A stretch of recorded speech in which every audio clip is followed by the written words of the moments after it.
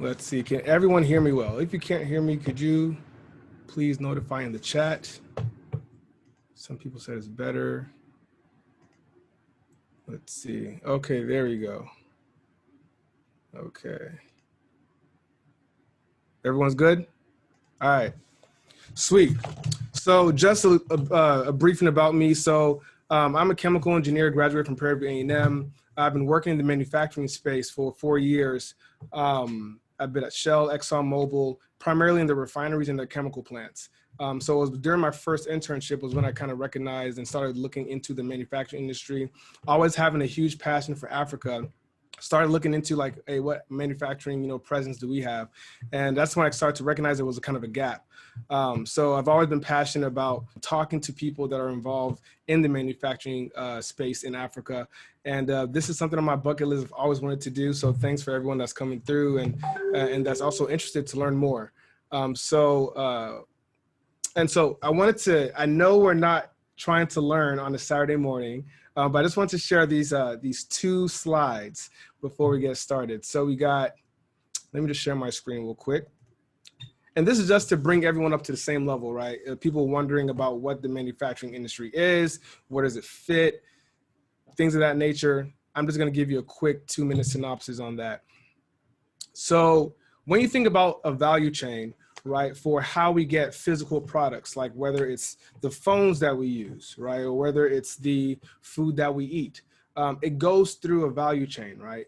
And in this value chain, that everything starts from the ground, right? Everything starts from raw materials.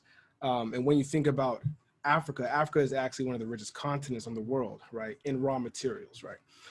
So after it starts from raw materials, then you go to suppliers, right? People have to supply people with product. And then after that, it goes into the manufacturing space. This is where you add value to it, right? So you have crude oil that starts as a raw material, and then when it's manufacturing is when it's in refineries, and now you're turning it into jet fuel, into fuel for your cars, into plastic, other things, right? So this is where you're turning something that doesn't have that much value and you're adding value to it.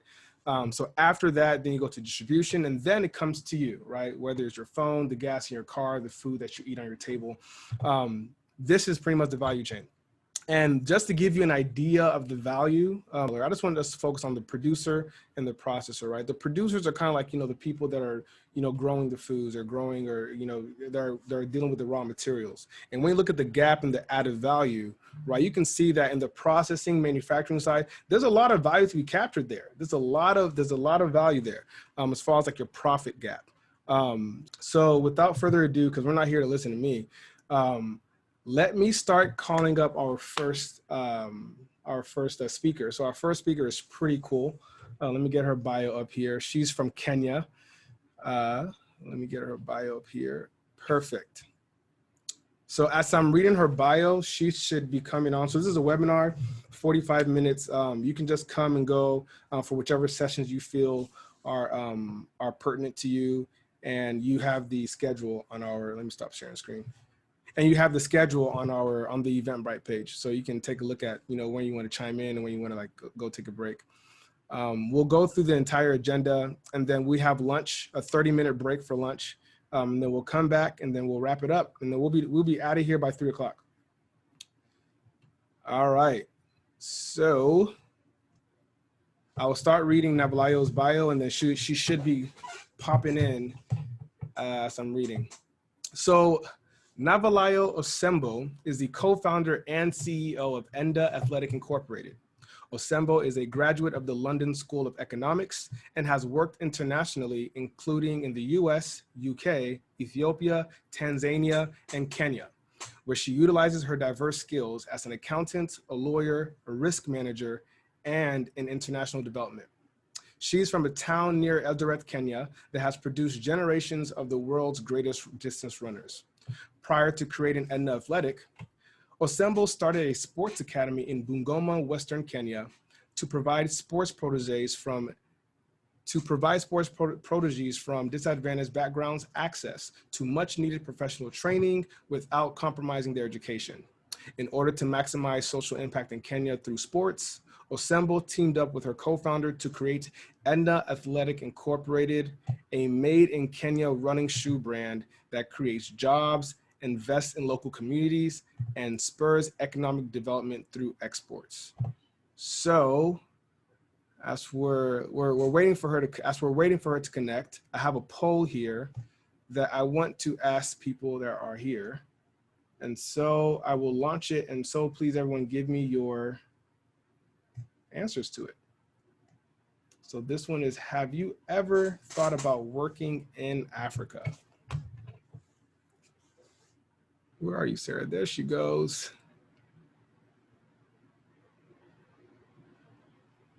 Hey, Sarah. Hey, how are you doing? I'm good. How are you? I'm very, very fine. Happy to be here. Awesome. Also, very happy to have you. Yes. So I would be inviting Chenasai. So Chenasai is from Zimbabwe and she's in fashion there, but it seems like we're not getting connected. Like none of that. It seems like she may be having a bad connection. So she may not be showing up. So you may be today. You set me up. I promise you it wasn't on purpose. No worries, no worries. I'm kidding. Yes, all the attention is going to be on you today. And that's pretty cool because you have a lot. You're doing something pretty amazing. Tell us more about your company and what you guys do. So my company is called Enda. So Enda basically means go in Swahili and also in Shona. I learned that the other day. Shona is spoken mostly in Southern Africa, Zimbabwe, a little bit of South Africa, but okay. Yeah, so I did meet a Shona speaker. I was like, Enda also means go. And so our company essentially just is about making running shoes in Kenya, but it was just basically formed on the question of why doesn't Kenya make running shoes? And that was like a mind-blowing moment of we need to do more, you know, like there's so much that Kenya has to offer, but we just take, like, we're not at the table. We're basically invited once in a while. Mm-hmm. And so the idea for Enda was, why not use the experience and the skills of Kenyan athletes to create a running shoe brand? And that is how we came to exist. I love that. I love that. So you were at the London School of Economics. Mm-hmm. So take me through the journey from London School of Economics to, do you live in Kenya? Yes, now I'm in Kenya. So now you live in Kenya. So take us through that journey as far as like, what really propelled you? What was the first thing that really motivated you to say, hey, I got to move back? Because now we hear how you started the company. What made you move back? So I've actually moved quite a little bit. So I was in London School of Economics, then I came back home, and then I moved to New York, and then I moved back here. And so when I was at LSE, I was doing international development, and also a bit of humanitarian studies. But the thing that really struck me was just how much the conversation about Africa didn't exclude Africans. And I don't think it was just the whole idea of talking about development and everybody talking about like, China is doing bad things in Africa and the Chinese are bad people, and the Chinese students would be like, wait a minute, but you guys are not saints either. Like, look at what your legacy has done in Africa. And I was like, guys, you do know that we are adults, you know, like I as an African feel like I need to have a say in this, but it felt like in the reality of that moment, in the geopolitical discussions of what happens around Africa, it's like we're kind of like helpless. And so while I did enjoy my study at LSE, I just felt like there was so much negativity that we needed. Yeah, I just felt like that is not the Africa I grew up in. You know, like it's like me coming to your house and saying, oh, your house is like, you know, you're living in a place that's been bombed or something. And you're like, wait, like, I like my house, you know? Yeah, yeah. So I just felt like the representation of what I felt was being discussed about Africa vis-a-vis the Africa I grew up in. I was like, I felt like that disconnect, and I wanted to show that there could be something good coming out of Africa. So that was like one part of it. And when I was in London, I also got to see the Wimbledon competition for tennis. And so I didn't get to see it, like the tickets were crazy expensive. But Yes. it really struck me because like it was very festive. Like if you're into tennis, like it was very, you know, like, oh my gosh, like there's just this very too much excitement about the games. And then I realized that we don't have any African in the top ATP 100. Like we just don't even have any African playing at that skill level. And so that got me thinking, especially when I was looking at the prize money, I was like, wait a minute, how come no African has done this? Because Yes. from a Kenyan perspective, we are very much also motivated by like the economics of it. Yeah. But yet here was a sport of which there was like crazy money involved, and yet there was no African. And so that led me to the journey of why isn't there any African in tennis? And when I came back from LSE, initially I had decided to set up a tennis academy because tennis is a game you start young. You don't just wake up and you're, yeah. And so long story short, that idea didn't work because at the same time I was starting it is when I basically got an employment offer that made me move to New York. And so while I was there, I realized running a school and running an academy and coordinating all those things, because you're looking at education and sports at the same time, it was really, really difficult. And so unfortunately, it didn't work out. But from that, I learned a lot of lessons and it really immersed me in the world of sports. And I started asking myself questions in terms of, okay, that didn't work. What's the next best opportunity when I'm looking at sports and scale and something that really has huge economic impact? And it was like the answer was on the wall, Kenyan running. I was like, wait a minute, like how have we not made running shoes? And I think that was the time I got that light bulb moment and I was like, we have to make running shoes in Kenya. And that's how Enda came to be. That makes perfect sense. Like, why aren't there running shoes in Kenya? You know? Yeah, and I love how with every step of your journey, it always starts with the question, like why? Like, why is this not like, you know, this questioning, like what's already existing. And I think that's very important. That's so awesome. Let's see. And so you play tennis? No. Okay. I love watching tennis though.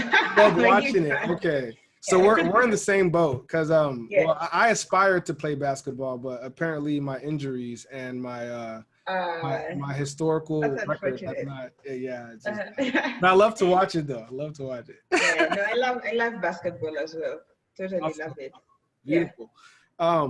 So what arrangements did you have to put in place, right, in order to move back to Kenya? Like, was it just kind of like, hey, I'm just gonna spur of the moment, I did it? Because I know people, right? I know people that have gone back and like, hey, I'm gonna do this, right?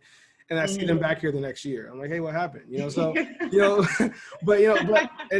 and I think it's real because it's not easy. It's very difficult. So you've been there and you've been doing it, and you seem very successful and you're getting better. So like, what arrangements did you put in place in order to make this happen? I think the most important thing is to first know that it's what you want. You know, I feel like there's a whole romanticization of Africa by Africans in the diaspora, because you come here for a visit and you have a good time because you got the money and all your friends want to see you. It's very different when you're coming in and you're here for the long term. Like after a couple of months, like that novelty wears off and you have to kind of like deal with the reality. Number two, I think it's also hard because a lot of the things that were efficient or worked before or were like super easy aren't just that easy. And so it might be easy to get complicated. And number three, I think there's also lots of bureaucracies that your research, no matter how big it is, will never tell you unless you're on the ground. And so some of those things, you come with that enthusiasm and then it kind of like hits you and you're like, I didn't really, you know, plan for that. And so I'd say the first thing, at least from my experience, what I did was look at people who moved back and stayed and people who moved back and left. And kind of like asked people. Okay, so you did some case studies. Okay. Yeah. No, it's good to find out. Yeah, and so it was very clear, at least those who managed staying or those who left, like money running out was like a big issue. Everybody was like, money runs out really quickly. And so you have to be super planned or you really have to manage your expenses. Again, if you're moving in to start a business, like if your business is not at the revenue generation model yet, or if it's not generating enough to keep you afloat, then it basically means you're digging from your savings. And so that already means you need to have adequate savings. If you think your business will take 2 years, multiply by 2, it's always 2 times worse, take 2 times longer. Yeah. And so basically talking to them and also just doing research. I watched a lot of YouTube videos of people who are in the diaspora moving back. Some of them I didn't know them, but at least I learned from the experience. And then for my case, it was a little bit different because I had a family, and so I had to think about schools, had to think about the education system, and for some reason, like international systems are so expensive in Africa. I have no idea why. Like the cost of the schools was more expensive than the cost of what I was paying. Yeah, that could be true. That like this is crazy. It's crazy. And so if you have kids, I think that's something to figure that out. And also moving back, another thing from a family perspective is my husband and I had basically agreed that when our kids reach a certain age, we won't be able to move, like we shall stay put for that moment. And so we realized that we didn't have really that much time before the time we'd set and the time the business was kicking in. And so from a family perspective, we also said it's now or never, like, because we know once they reach a certain age, we've decided we're not moving around. And then the other thing is to figure out accommodation. Don't land and expect to, like accommodation in Africa, I think is fairly reasonable. Like you can find from as cheap as to as expensive as. It just basically depends on you. But I think when you come from the diaspora, the kind of thing you might consider normal might be considered luxury, and so you might end up paying a little bit more for rent unless you got it. Yeah, exactly. Yeah. And so rent also becomes expensive, and you have to think about. So basically, I had like a huge spreadsheet of like all the anticipated expenses plus rainy day. Again, I was leaving employment, not having health insurance with kids. Like that was, so you have to like plan all that. What if you get sick? I actually need that spreadsheet. Like what if your business burns down? Like you have to have insurance, like at least from a health and that perspective. And then I made sure, like I have family here, of course, I'm from Kenya, and so my sister basically looked for the house. So we weren't going we didn't arrive looking, we were just arriving to confirm, because we'd already looked at a couple of houses virtually. We had figured out one or two, and we were just landing to, like, we had a place to stay. Again, I think if someone is single, it's much easier to crash somewhere. If you have a family, I think it becomes a little bit more complicated. And so, I think that's usually it. In terms of work, there's a lot of offices that you can work. I don't know, I've forgotten the name of the ones that you can just basically go in for a couple of hours. You don't have to like rent anything. So I feel like it's okay. Like I feel like the world is interconnected enough for you to still do your work even though you're here. But I felt like those were the key fundamentals that basically were making or breaking in terms of someone deciding to go back. So just give yourself 2 times cushion, at least in terms of time and money. So if you think it's going to take 6 months to launch, give it a year. If you think it's going to take 18 months, give it, like 2.5 years or something like that. And so that I think was extremely helpful. Again, we did bump into some unexpected things that happened, but at least we were able to cushion that. That's perfect. And you actually mentioned something that I've never thought about. Is like, so were you mentioning, and just to be clear, were you saying that, hey, you can move to Africa and not just only be like on your startup, but you can actually work in Africa too, like whether it's remote work or finding a company in whatever country you're in and work for them while you're still trying to start your business on the ground? Yeah, totally. I do have friends who've moved back and their businesses are not here. Like they are abroad, but then they basically operate from here. It's just managing the time zones, but it's very possible. Yeah. Nothing is impossible. And I think COVID, the pandemic, has shown us that it's possible, Yeah. And so as long as you have systems in place, I think you can work from anywhere. Perfect. So I heard some pretty good things, and just to brief people that weren't here, I love how you mentioned the 2 times cushion, right? It's like, if you think it's going to take you 2 years to start up, project out 4, right? And then the spreadsheet, just being organized, right? Making sure and talking to family, like, or whatever connections you have in that space. I think maybe friends too, because maybe some people don't even have, family in that space. And then the remote work option, I think that was pretty neat. Wow, that's fantastic. Yeah, so your family, and that was that was that probably a hindrance? Did you ever think that I'm not going to make this move because I have family?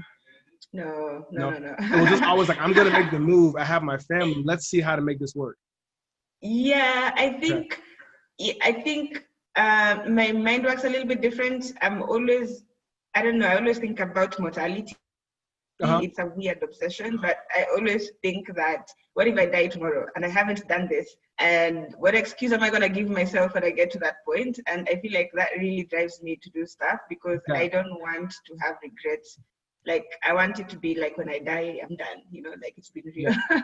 Yes. So when it was considering the family, the question was, what is the best for them? And we agreed that once the kids get to a certain age, we are not going to move around, because we've moved quite a bit, like in our lifetime. And so that was the key thing. Oh, and the important thing, again, if you're married or if you have a partner, that's super important, because long distance, it's either going to be long distance if one of you stays, or it's going to be both of you moving. And that means starting from scratch. Everybody's literally starting from scratch.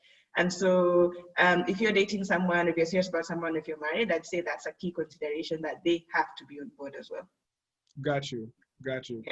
Yeah, that makes perfect sense. And one thing you mentioned before, wow, I wanted to mention my dad. My dad, he's towards retirement age, so he's so ready to move back. Yeah, he said he's just waiting for my older sister to get married. I'm not sure why he's not waiting for me to get married, but he was like, yeah, I'm not really worried about you. Africa is good. I have to say, I enjoy it. At least the weather. I hated snow, so I like oh yeah. Yes. Yeah. So you kind of alluded to this earlier, but I wanted to kind of see if you can give us an example of a time where, or an item that you thought you kind of like you underestimated, and you moved there to start the business, and it turned out to be a bigger issue than you initially thought. That's a good question. Just pick one of the hundreds, because I know there's probably a whole I don't know. I think from a business perspective, I feel like we were prepared in some sort of way, because I feel like I had really planned, and I had gotten like 2 or 3 other people who I really trusted to look at it. And so I feel like the business has chugged along. Maybe I'd say growth. I thought the business would grow faster than it did. Mm-hmm. The first year we were like selling like 10 pairs of shoes in a month and 20 pairs of shoes. And it felt like so much progress to move from 10 to 20, But I thought that by the end of the year we'd be selling thousands. And so that reality, and that's what I'm saying, like, it takes longer. Like, just don't, sometimes the spreadsheet looks good, but when you come on the ground, it just takes longer. And so I think one of the biggest challenges was recognizing that growth didn't come as quickly as I wanted. Yeah. And then from a personal perspective, like, my children never get sick. And we got here, and like in a couple of months, one of them was admitted in hospital for like a week. Keep in mind, I just left my insurance, and I was like, okay, I'm not gonna say what I wanted to say. So, and that's what I was saying, like, planning, because I was thinking, as per my model, I should have made X amount of money by a certain point, and I should have been fine, but I wasn't. And then there was this sudden sickness out of the blues that wasn't 1 or 2 days, 3 days in the hospital. It was much longer. And so having to take care of that as well. Gotcha. So even from a business perspective, things may have been okay, but with having a family and having a personal life, right? Which those things may actually end up affecting business if maybe you have to take leave to take care of a certain family member, right? So exactly. Yeah, that makes sense. Thanks for sharing that. So with you right now, what do you think are like the biggest barriers right now as far as like doing business in Africa? As far as like getting it done at scale, is it marketing? Is it from like not having right talent? Is it not having the facilities or? I think, I'm just gonna touch on talent, because I feel like it's a thing I've had in lots of conversations where guys are like, there's not enough talent in Africa, and I'm like, really? And so I'd say there's enough talent. That's number one. And number two, with people being remote now, I feel like talent is not an issue. Anyone can work from anywhere. I'd say the biggest barrier right now is just basically people trusting the African brand. I feel like there is so much baggage, you know, and I think I'm okay with it because I experienced it initially, and that's what led me to start this brand. But it's like, for instance, I feel like we still have a long way to go for acceptance. You know, it's something I try to figure out why. But if I look at our acceptance rates in Africa, we still have a long way to go. Outside Africa, we are like roaring, you know, like people really like us outside of Africa. So I'd say that aspect. And then I'd also say like branding in some sort. I just don't feel like we've attuned it yet.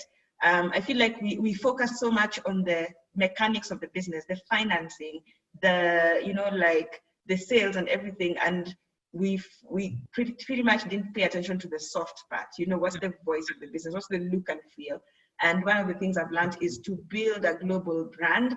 That's the key thing. It's a brand. It's the feeling. It's the association. And so you have to kind of pay attention to that as much as you're paying attention to the hard stuff of where am I getting the money from. Like that stuff catches up with you, and you have to spend more, I think, if you really did think about it at that point. Yeah, and to give you some credit, I've taken a look at your Instagram page and your website, and I think the branding is pretty good. The photo off with the people running. I know it probably take. I'm not seeing the work that went on behind it, but I see the branding. I think you guys are starting to. I think you guys are getting there. It's really thank good, you, like thank you. Yeah, I still feel like there's so much to do, but it's good to hear that it's good. If from another perspective, I'm always like, I still feel like there's so much you can do that you need to look at it and feel Kenyan branding or feel African pride, you know, so that we are basically still working on that. Yes, and I know that feeling. So I have a card game, an African card game that I sell. So that the look and the feel was big to me, right? Because when people talk about, because when I was hearing customer feedback, people would say, hey, I would love an African product that just like looks so good, right? It's like, and I think that when I think about Enda and the shoe brand and how you guys are marketing and positioning yourselves, I am very happy to be like to associate with that. Like it is an African brand. I can tell my friends about it because like the branding is so good. I think you guys are doing a good job. So where can people get your shoes from? We sell online at endasportswear.com. So we primarily do direct to consumer, but we shall be launching in a few retail stores in 2021, hopefully. And so, yeah, but for now, we just do direct to consumer. We do ship in the US, directly from the US. In Europe, we ship from Kenya to Europe, but we are putting things in place to make that easier. Okay, let me just put that here in the chat. NaSportswear.com. Oh, I forgot about the chat. I know, I forgot about it too. I was about to tell people to start asking questions. Please, y'all, start asking questions. There's actually a question answer section, but people have actually been putting questions in the chat. So in about 0 minutes, because we've expanded the 20 minutes for our Q&A, I'll start asking the questions that people are asking. But from now, good. Can people start putting questions in this question answer tab? So you should see a button that says Q&A. I would like for you guys to submit your questions there. But for now, I will look through this chat for some questions. Enda Sportswear. I just want to make sure I have your .com. That's how you. Okay. So that is her link. This is where you can find her shoes. Please, y'all, go support her, get the shoes. Clinton got them. He ran with them. He liked them. I'll go get my own pair as well. Wow. Okay. So let me go through here. I'll start asking some of the questions that they're asking. Okay. Okay. Someone asked, has the event started yet? Yes, it has. That was probably earlier. Let's see. Okay. She said, can she talk about the startup financing sources, etc., about the process of securing local distributors? So this is Ada wants to know about securing local distributors and about the startup financing part. Yeah, so financing is something we struggled with for a really, really long time. Like, I don't come from a family with money, neither did my co-founder. And so going to banks and constantly hearing, what security do you have? I was like, really? Like, we don't have it. And so that was the challenge. Like a lot of the traditional finance institutions don't see it they just don't fund startups, even though they will get money from development institutions to fund startups, they just don't. And then the other issue was if you're a startup, you don't necessarily have your cash flows are non-existent, and so you're not necessarily saying like, okay, if I make revenue X, I'm gonna pay you for this, like what revenue, it takes time. And so it took us a while to accept that that didn't work. And so we turned to Kickstarter. We raised, that's essentially, we raised money online, but it became a strategy in the end, but initially it's just because we couldn't find the money to do that. And so both our first and second shoes were funded through Kickstarter. The first time I think we raised cumulative 140K. The second time we raised like 100K, but it was, it was like we, that's how we got started. Kickstarter. Yeah, that's how we started. Gosh. And so the next product we're making is the first product we're making without going, without needing Kickstarter, and it feels like such a grown-up move, but we basically had fundraised online. And then secondly, we got angel investors. And so I think for a startup, essentially, you just have to find people who believe in the vision. The problem is they're not, I mean, there's places like AngelList and stuff like that, but that didn't work for me. I think also the idea of a business in Africa, and most of the angel investor platforms are Western, like you're in the States and you're like, well, why am I investing in a business that's in Kenya? There's just too much unfamiliarity. So we weren't successful raising that. And the people who came through eventually were friends and family. We were like we made it really professional. We did like a whole presentation on, we made it extremely professional. And we're like, this is what we want to do. This is the vision. We need X amount of money. Please help us to get to that point. And so we've gotten to where we were through friends and family, like literally the people who are your buddies, including people who you haven't talked to in a really long time. I always feel like nowadays networking is all about me and you now, forgetting that I had a classmate 10 years ago, and he would like to hear what I'm doing. And basically that's how we raised money. And then we moved now from that. We were able to build the business to a point where we were able to get equity investors. And now now we are fundraising with a VC. So it's been it's been progressive. Yeah. Just like that. So it's like you didn't have, although it's possible, some people start off with an idea, they go straight to VC. So they start off knowing they have X amount of funds, right? But you're kind of like a progressive journey, and it's very beautiful to hear that. In terms of local distributors, that has been difficult because distributors do not want consignment. Because they want consignment. Basically, they hold your goods without paying for it, and then they pay you at the end. And so we spoke to a lot of people who have done that, and they were like, do not do that. Like, you are going to get stock in poor condition. Like, it's just a mess. And so we decided we will do our own distribution. And so we outsourced in the US, and here we do it ourselves. So it was difficult. I think other people have managed to do it, but for us, we decided to do it in-house. Okay, so did you set up your own distribution channels in the US? So wherever you sell, you have your own there? Okay. Yeah, and just to be clear, because I feel like sometimes people talk about things and it becomes very, up there. Distribution, when we started, was my friend and having the products in her house, and we would do the orders and she would take them to the mail. Like, that's how we started. And now we eventually moved to a proper distribution center. And so you don't have to start at the higher level. Sometimes just start with the people who are willing to support you. And when we got to the point where she couldn't handle it anymore, then we moved to a bigger place. Okay. Well, I love how you broke that down, because at the end, it may seem very intimidating, right? It's like, hey, like distribution channel, distribution, what is that stuff? It's pretty much they were sending out shoes from her sister's house. Like, her sister's house wasn't.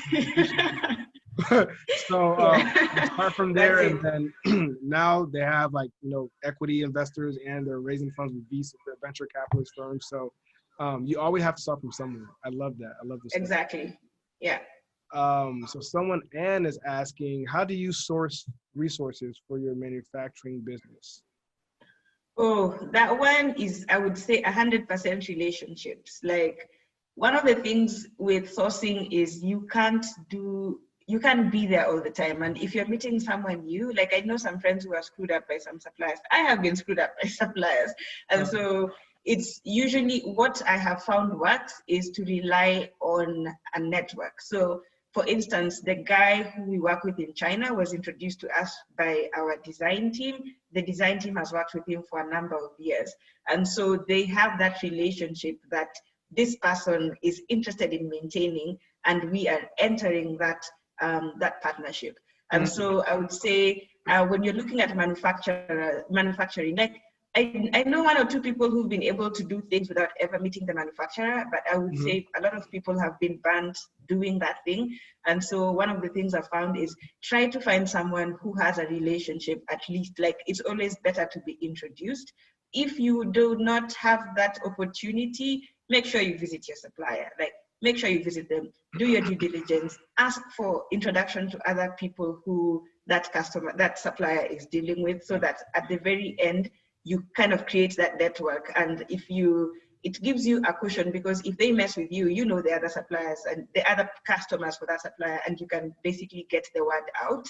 And so I would say, from my experience, right? Other people, I think, have had different experience, but for myself, I would say, you have to meet your manufacturer, or they have to know someone really, really well, and so that relationship grows. Yeah. Wow. Hey, y'all, she is giving gems. I hope you guys are taking down notes. I have the recording. The school of life. We learned the hard way. Yeah, so because relationships are huge, you know. You pretty much said, hey, if you know someone that knows someone, try to go through that person if they have a good relationship. If not, do your due diligence. Like, go there and meet them, build strong relationships, and that's kind of how she ended up sourcing for her materials. So someone said, so thank you, Uche, for typing the name of the company. Winnie agreed, said yes, startup funding in Africa is definitely a circular issue. So Emma asked, was it necessary to go to China to get the necessary equipment and machines for production? Yeah, it was. We had big lofty dreams of doing all that locally, but we kind of visited, I think I visited every place that makes shoes locally, and the capacity just wasn't there for at least performance footwear. So it's still a little bit of cottage industries, I'd say, and the big manufacturers are interested in mass production, so they're not necessarily looking at quality. And so while the capacity was there, the investment, and even the factory we work with now was like, we are the only clients that they work with on that product, like the only ones. And so it doesn't make sense for them to invest in something which they don't have access to a market for. And right now we're working together and showing them that, guys, it's actually possible to create these products and sell them to a different market rather than this one.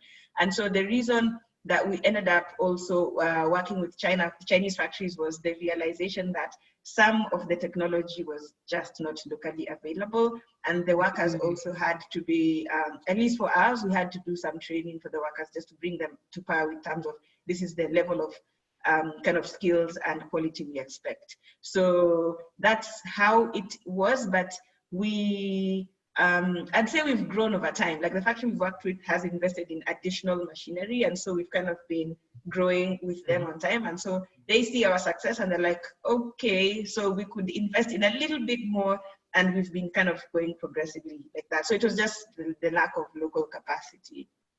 Gotcha. And she actually had a second question here that you kind of answered. She asked, do you think we have enough technology? Which you kind of answered, like, maybe not there right now, but when you started, but as time goes on, you bring the technology there, right? So I think the important thing is that the talent is there, the capacity is there, right? In Africa, we have the talent, we just have to put energy to make it happen. Yeah, and I'd also say, if the technology is not there, there's no one else who's going to bring it unless you bring it, because you feel it, you know, you understand the need of the technology, you know it exists. Some of them don't even know, like, some of the processes we were doing, like, they didn't know they existed, and so they can't look for what they didn't know. And I'm speaking with this with relation to the factory and not Africa in general. Yes.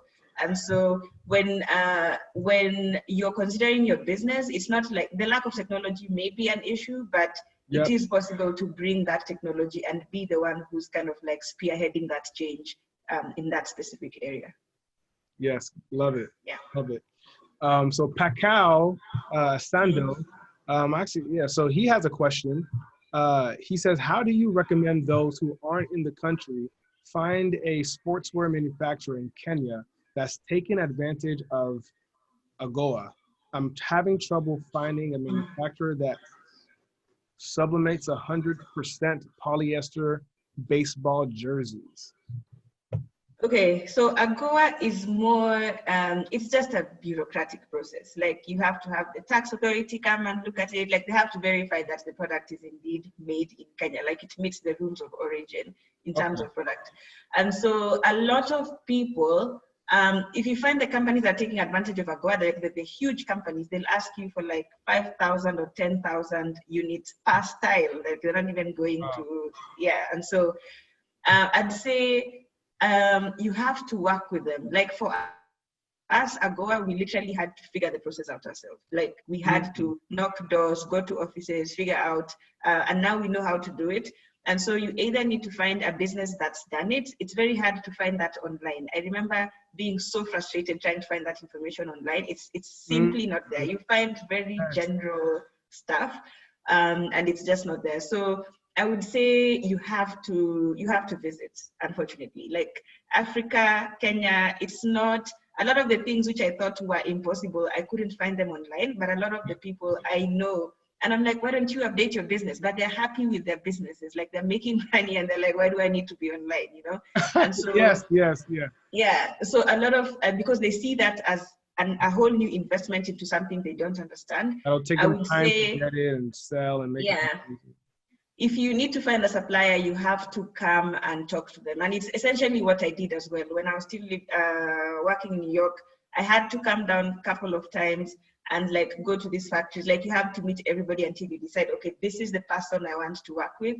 And even then you have to go through the process of, okay, because this person, what's their incentive to do that for you? You're basically giving them more work, unless you're ordering in the tens of thousands. So to do that process so that they can be able to say, oh, that process is actually not that hard. If I need to get the documentation, I need to go to X, Y, Z.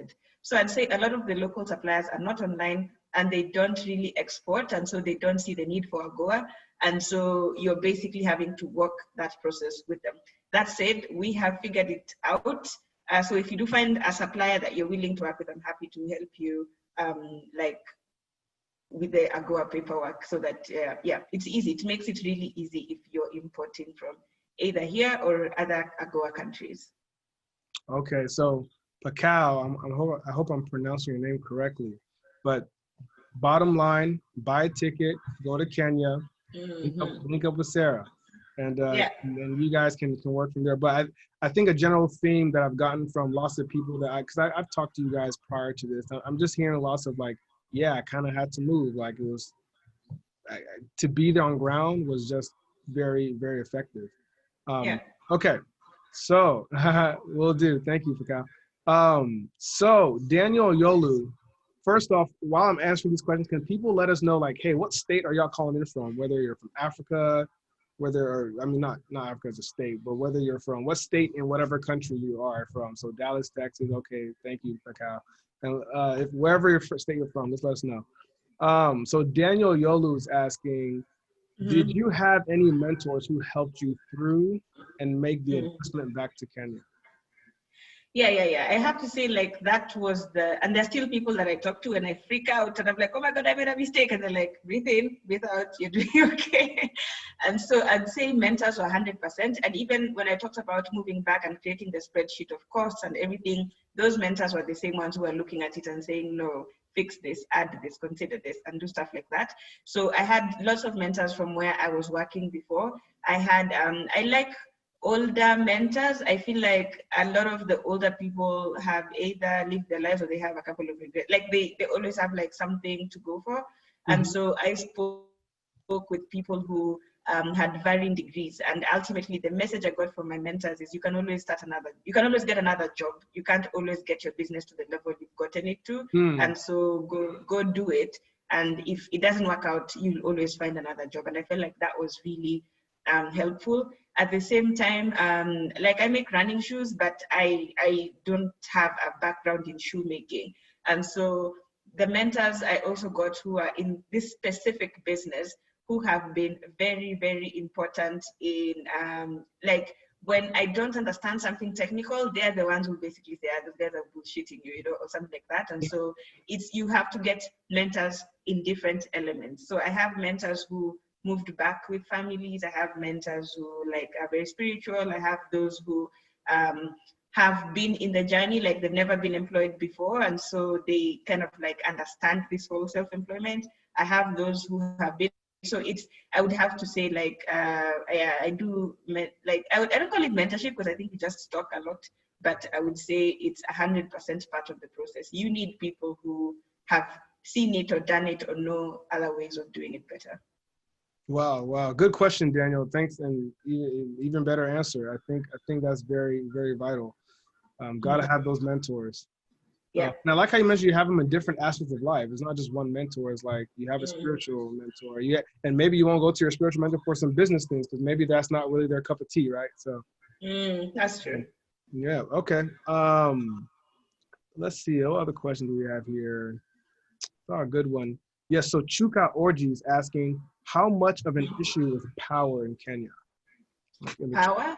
Yeah. Oh. It depends, right? So, and that's one of the things I was talking about, like accommodation. I found a place where, like that was one of the things I was looking at. So I don't say it's bad. Like I was talking to my Nigerian friends, and they have a very different experience from what I have. Yeah. But I have to say, it is not on my top 10 list. Like it's not like it's very rare. I don't have power. But it could also be where I stay.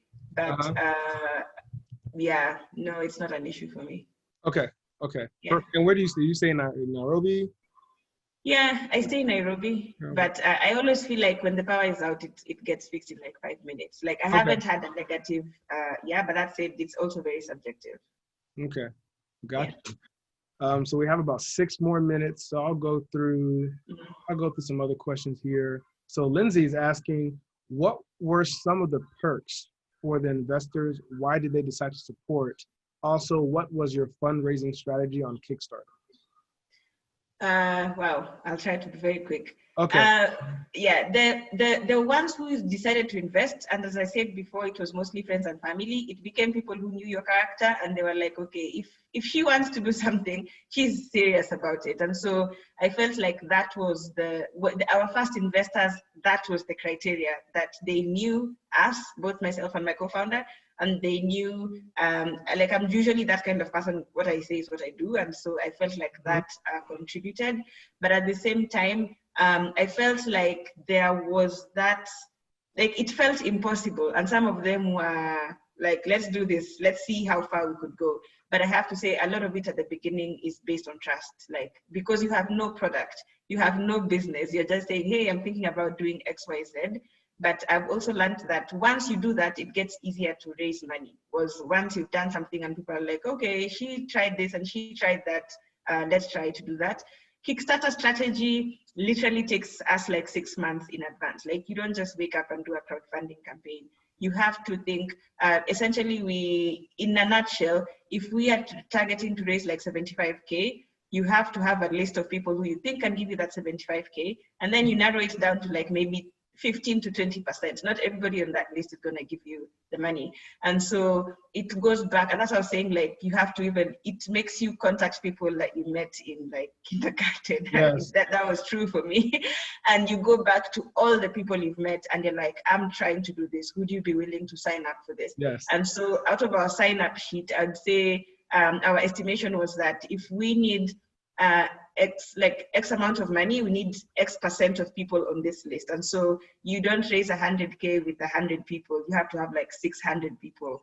And so then of that, only maybe like 10 or 20% will contribute. And so you literally go through everyone you have ever met and introduce yourself with humility, because you're asking them for money after they haven't seen you so long. But the one thing I learned is people respect that. Like some people, you may not have seen them for a long time, but they respect the process. And we raised money a lot through that. Again, there's also media, trying to get media, but media attention, I think we were not successful initially, but once we gained momentum, we were able to get media attention. And last but not least, get everybody on the email list ready. Like, you have to have an email list, the ones who've committed, communicate to them in advance, make sure they have like perks, like they get to have the campaign before anybody else started. The idea is you want to have a snowball effect. And that's what I've learned really is that leads to the success.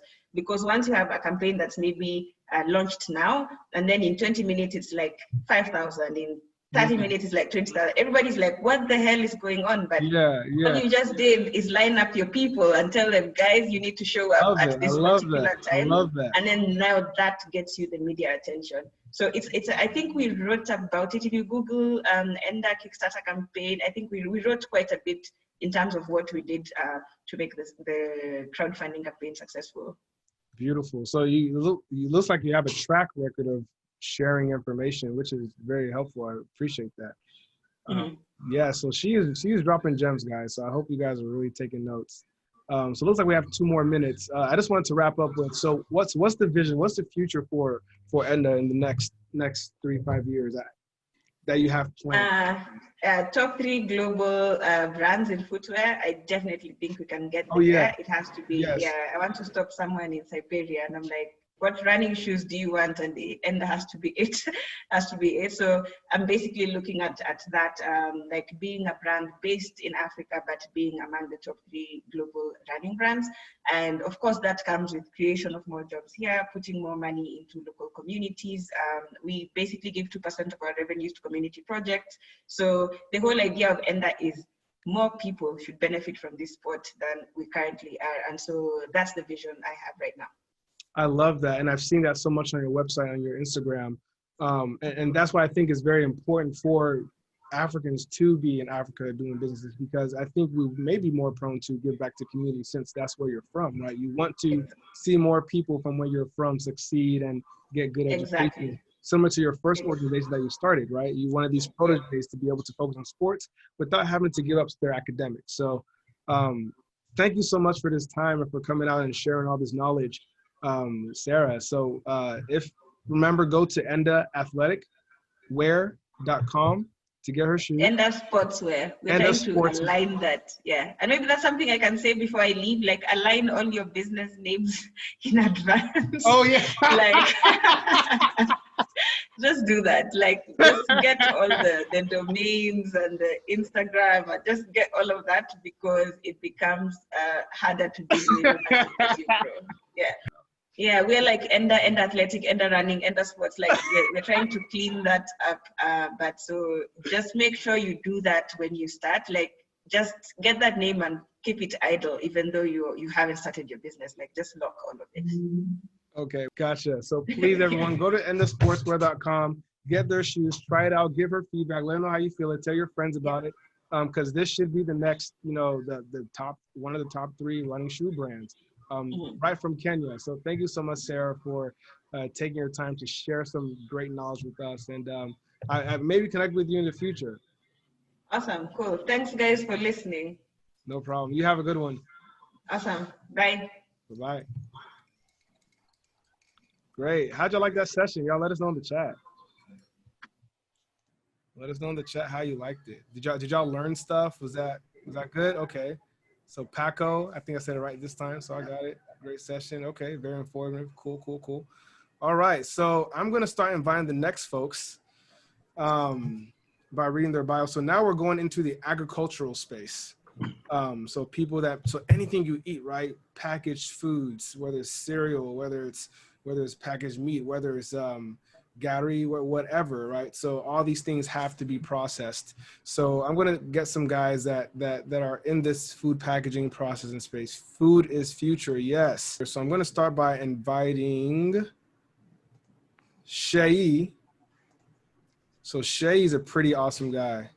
I met him this year. I met everyone on this panel this year, with an exception of one. Okay. So agriculture. Oh, and Uche has changed her screen. Yo, I have like the greatest volunteers. So NAMC provided 2 volunteers. So we have Uche and we have Nkechi. So y'all please show them your gratitude. So they are on the back end, helping up, like keeping us on track with everything on time, changing the screens. So y'all, please give a shout out to Nkechi and Hucha helping us out on the back end. Okay, let me start reading Seyi's bio here. So Seyi Akinde is a seasoned entrepreneur and business strategist with over 12 years experience in enterprise development, manufacturing, agro-processing, contract farming, and product development. He's the founder of the Affordable Starch Production Company, which processes cassava into world-class starch products for export and local industrial supply. With over 10 years of corporate experience, he's an associate member of the Brand and Strategy Practitioners in the UK, and also an associate member of the Small Scale Industrialists Association of Nigeria. He is currently in the process of obtaining an MBA and a Master's in Artificial Intelligence from the Holt International Business School, and has received a bachelor's degree in computer science from Olabisi Onabanjo University in Ogun State. So everyone, please welcome Seyi, who is here. How you going? How you doing, Seyi?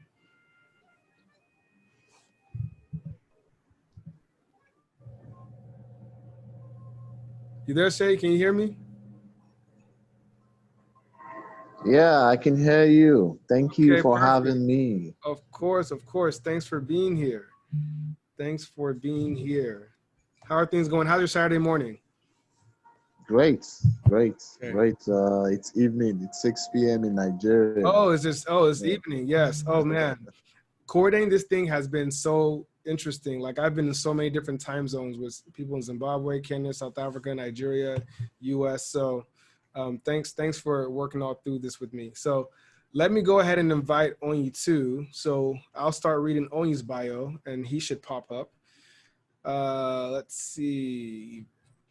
Ony's bio. So Ony. So Ony Mgbeahurike was born and raised in Owerri, Imo State, Nigeria. Ony has been fascinated with and passionate about the growing, harvesting, and packaging of foods since his childhood, as well as the role of agriculture in Africa's economic development. Ony obtained his bachelor's degree in manufacturing operations management from the University of Minnesota Twin Cities. He obtained his MBA from Washington University in St. Louis with the focus in marketing and strategy. Ony has experience in manufacturing, supply chain, marketing, and strategy in Fortune 500 companies, including PepsiCo, General Mills, and Danone. In 2018, Ony started Good Soul Company, inspired by the need to reduce post-harvest losses and increase market access for African farmers and processors. Good Soul Company intends to expand its product offerings to other tiger nut derivatives, such as milk, flour, etc., and other under-commercialized African-grown foods in order to amplify the potential of the African agricultural space. So please welcome Ony. Is he here? He is here. Ony, my guy. Can you hear me? Yes. Awesome, awesome. Thank you. What's up? Thank you. Wow. So this is going to be a great panel. So our first panel, we had in the creative industries. We talked with Enda Sportswear, Sarah. So she makes running shoes in Kenya, which is pretty dope. And she wants to be one of the top 3 running shoe brands in the next 3 to 5 years. So that was awesome. So here we got both of our panelists. So people, remember, start putting your questions in the chat for these two guys in the agricultural space as we go. So I'll start off with you, Seyi. So Seyi, what kind of, tell us about your company, Affordable Starch Products, and what prompted you to start that?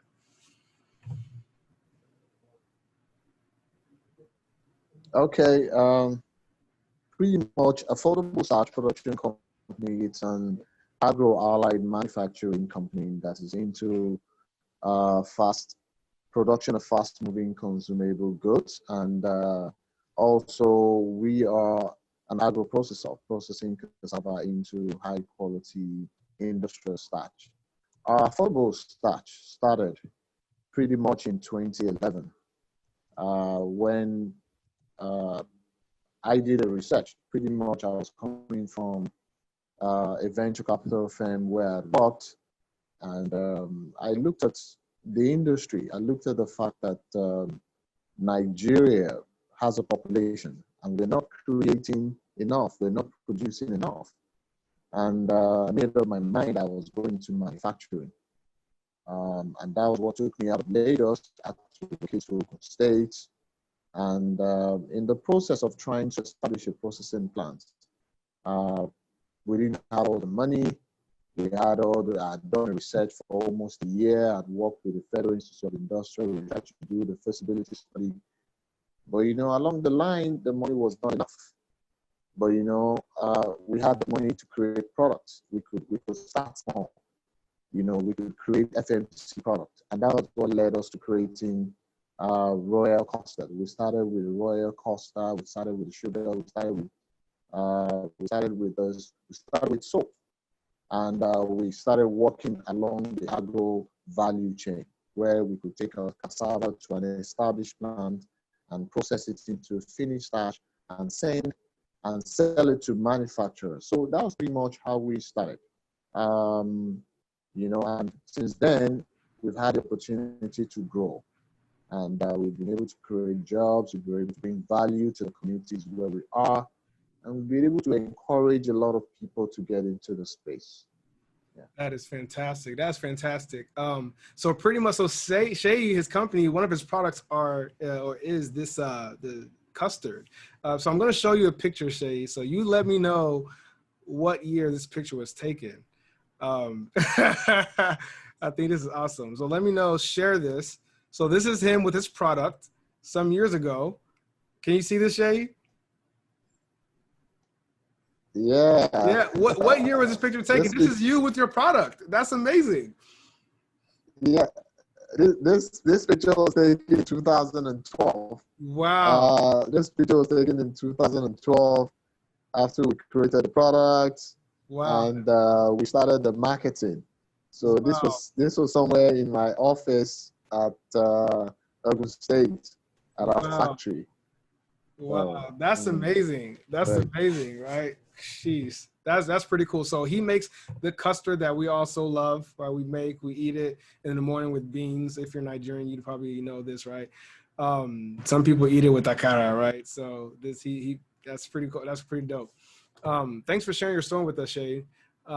What about you, Ony? So what prompted you to start Good Soul Food Company? And tell us more about the company and what you guys do. Yeah, thank you. Thank you for having me. And I don't have any like old pictures of you, by the way. That's okay. First of all, before I start, Arins, I want to say thank you so much for putting this together. I think you've done a wonderful, wonderful job of getting all the speakers. I know like this is not easy, so thank you. So how I started, Good Soul has been an idea of mine for a very long time. I want to say like 10 years.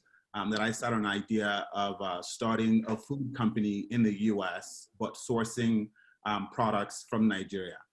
And as you know, like trying to bridge that gap in that communication between vendors in Nigeria and then moving product into the US was a very daunting task. So I sat on it for a while until I was ready. And it's not like I had the idea of Tiger Nut. Most people may not know it, but I knew being in the food industry that, Tiger Nut, which is very prominent in Nigeria and West Africa, was going to be a big thing in the US or in the West, maybe 10, 20 years. And my goal was more to start off with a product that is still relatively new in the market and then grow with the trend over time. So in 2018, summer of 2018, actually through my MBA internship, I thought to myself like, hey, this might be a good time to actually take on starting this company. And since I'm in a business school, there are resources for entrepreneurship to help you, start your idea and get it started, and resources from the university. So I started the vetting process of finding vendors in Nigeria. So it took me about a year from summer of 2018 to October of 2019 to vetting all the vendors for Tiger Nut suppliers, vetting my packaging vendor, vetting my logistics vendor. And some of that also took me traveling to Nigeria to meet some of these people and have face-to-face conversation. But ultimately, after that was done, my passion has always been in food. And as we all kind of go back to Nigeria and see food waste that are happening in the markets or from the farmers. My goal is more to like, how do I help the farmers in Nigeria or across Africa to expand their market access so that you're not just limited to selling your product just in, whether it's in Owerri or Lagos or wherever you are, but now you have a global access to markets, which of course increases the income for those farmers and as well encourages them to actually continue farming, because we are seeing that a lot of farmers are beginning to exit, farming just because either they're not making enough money to sustain the next farming season, or the young guys don't want to go into farming because they think it's too dirty. So I'm just trying to find a way to plug some of those gaps. That's dope. That's very noble of you. Very noble of you. Now, thanks for giving us your company breakdown, guys. And so I'm gonna kind of go faster because I have two people and I have to ask both of y'all questions, and then I want to open this up to everyone else to be able to ask questions here. So, Seyi, when it comes to your raising of funds, how exactly, what were some, I guess, major things that you did in your past that helped you raise lots of money? Whether it's, and maybe not even lots of money, whether it's you saving up, or I think you've mentioned a grant that you were able to apply for and get. Like, I think those are very helpful for the audience. So could you elaborate on some of those things? Okay, guys. So, the way this things works is that when I had the idea, after I'd worked for a lot of companies, I'd been involved in building products for a lot of people. And when the time came for me to build my own products, especially in the food sector, I'd written my business plan, and everybody was like, where are you going to find the money? Where are you going to find the money to start a factory? It's a whole lot of money. You don't find a lot of young people in that sector, and all of that. And I was like, no, the first thing I needed to do was to get my business plan ready. And I started talking to a lot of people about it. Along the line, I applied for a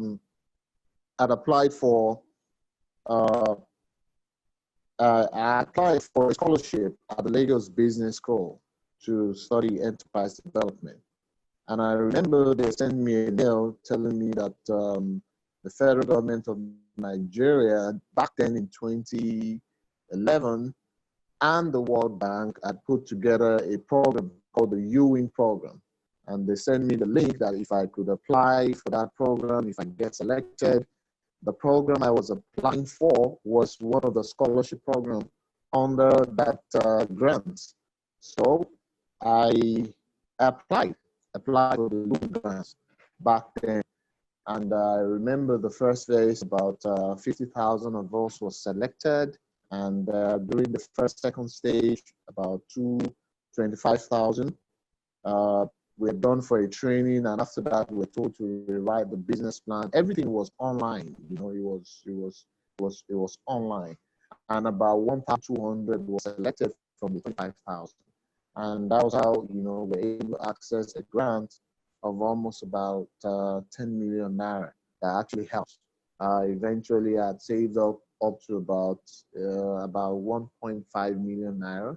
Which was able to, use to get licenses and also get a place to start up. So largely, that grant was able to help us. It came with a lot of also training at the London School for Startup and a whole lot of things.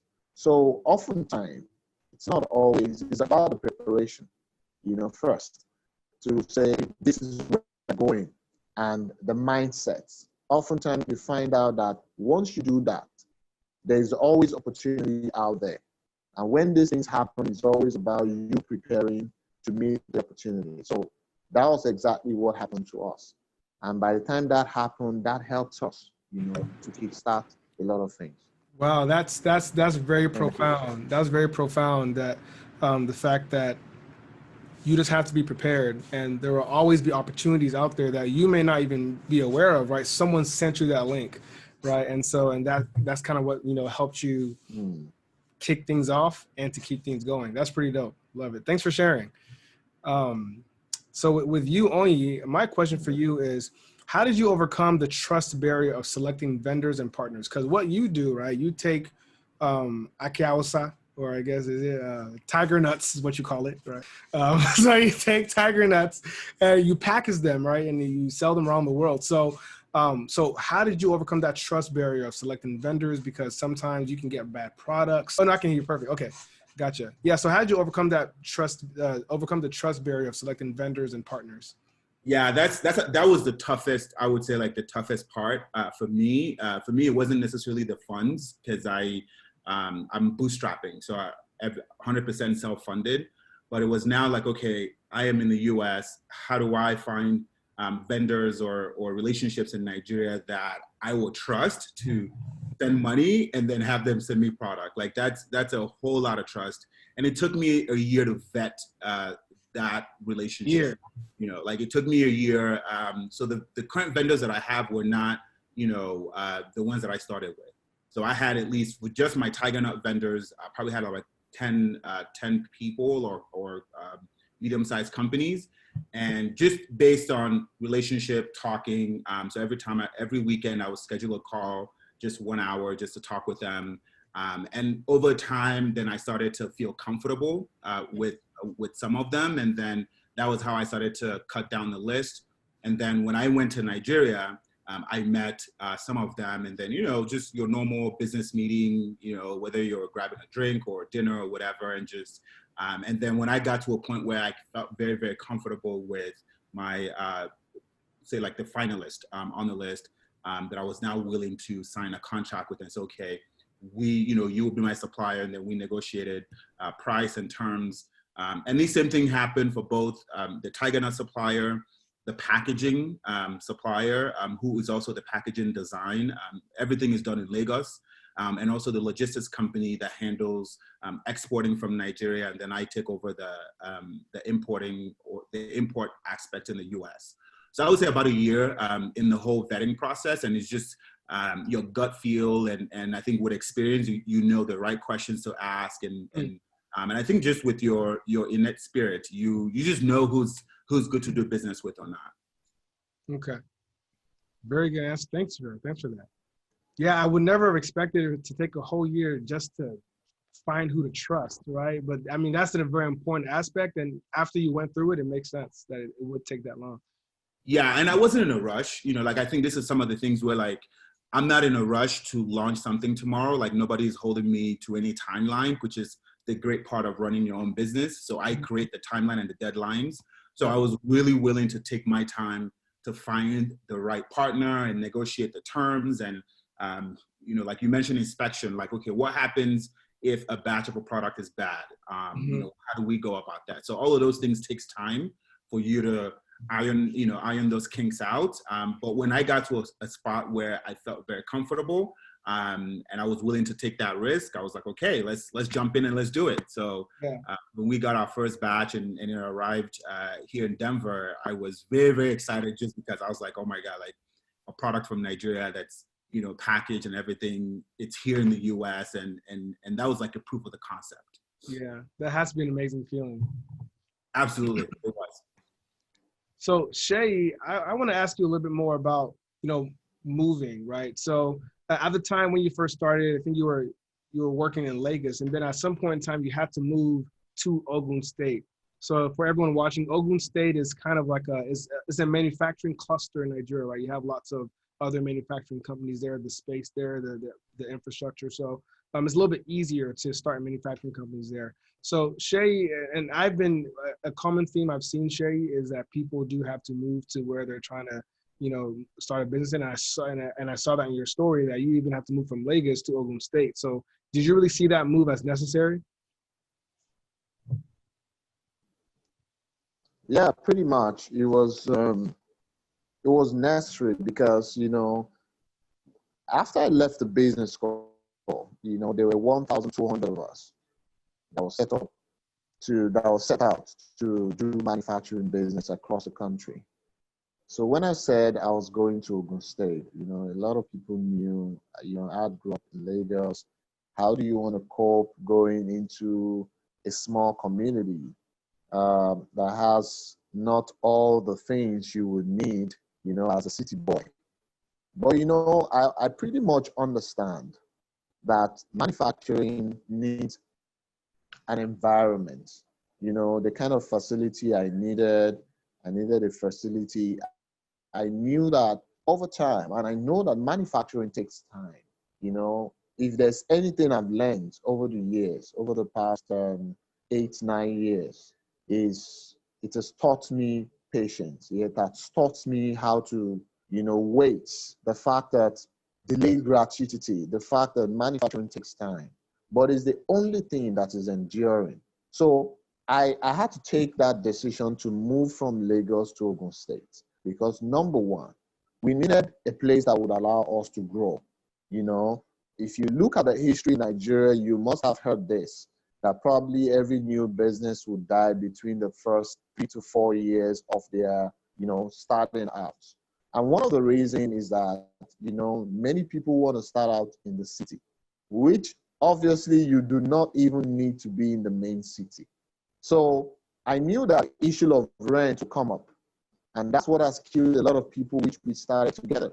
The fact that 2 years after, the landlord probably increased the rent and you have to pay more, taxes will come hit at you both left and right. So I had to move to Ogun State. We built the factory, we did it to a comfortable state, which now was comfortable, and we grew the brand from there.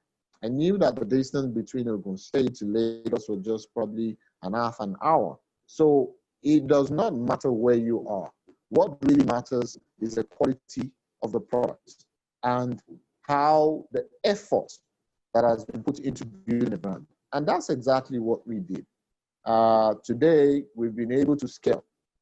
Reason why? Because we're able to go out of a city into a place that allows us to grow, where we have less distraction and we can really focus on our product. By the time we produce, we can move it into the city and get a warehouse and distribute from there.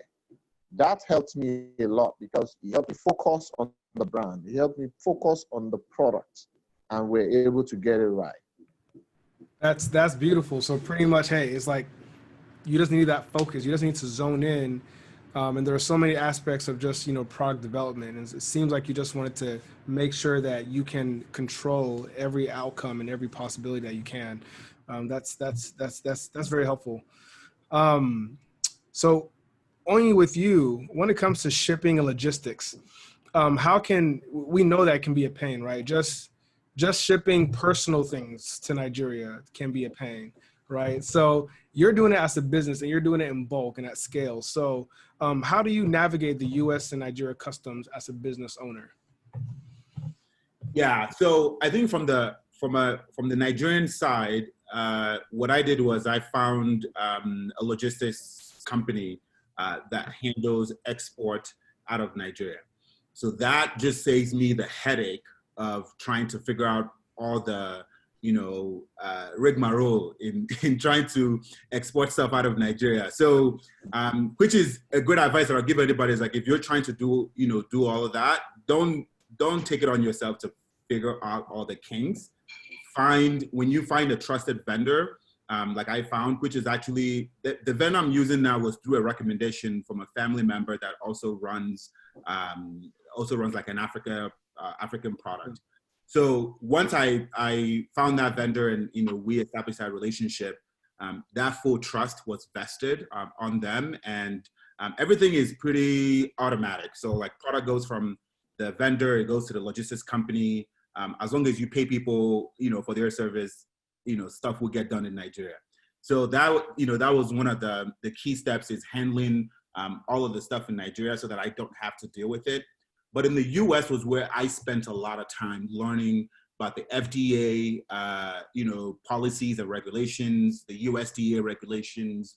So I had to get really deep into that, and also the customs regulations of understanding when you're importing a packaged food product from Africa, what are the certain requirements that you have to meet before you do that. So those were all happening within that a year and a half that I was preparing to launch. So once I figured out, you know, the Nigerian aspect, and then there's certain things you have to do, like you have to inform the US customs that an import or a product is coming in, and you have to give them like the date and the time of when, you know, like there's all these requirements.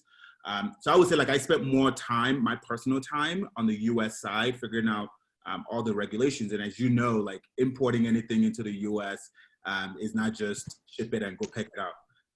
So that was where I spent most of my time. And then by the time I did my first batch, which was my proof of concept, just to see if it's gonna work, I was able to scale through that. And then my second batch kind of became more, I became more experienced in handling that.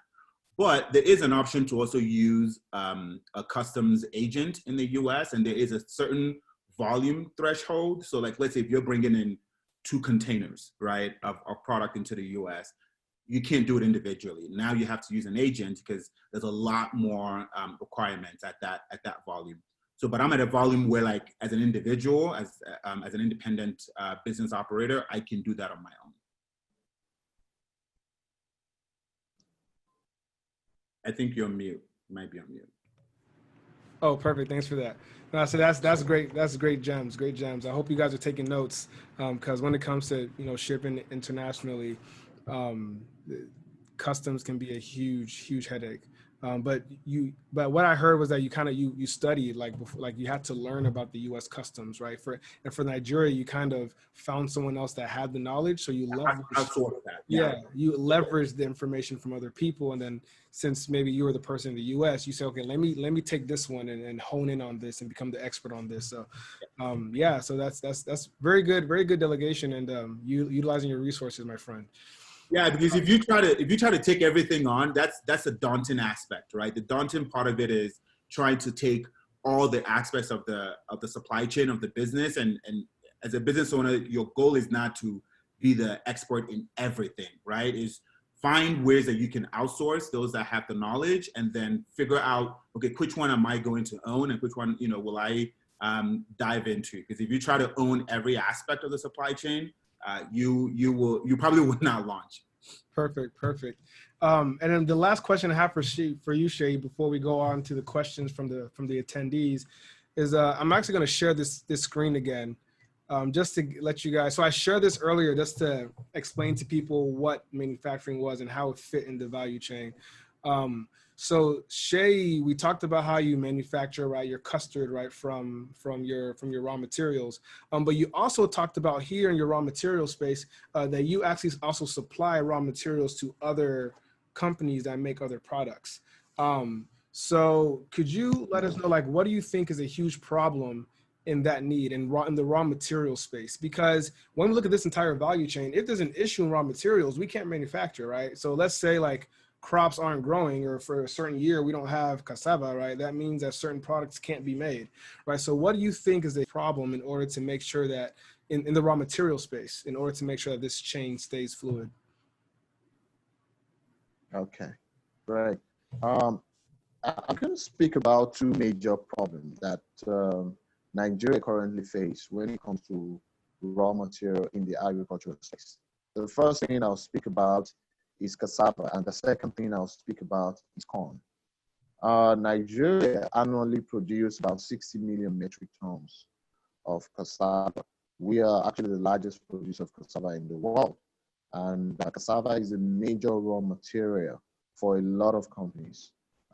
For pharmaceutical, it's used as a stabilizer, production of drugs, is used in food as a stabilizer, is used in so many areas of ways.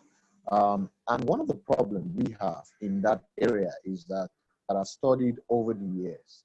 I found out that over the time, when I started the research about building a processing plant, because the processing plant supplies other manufacturing companies. We process cassava into industrial starch, which is a major raw material for a lot of companies.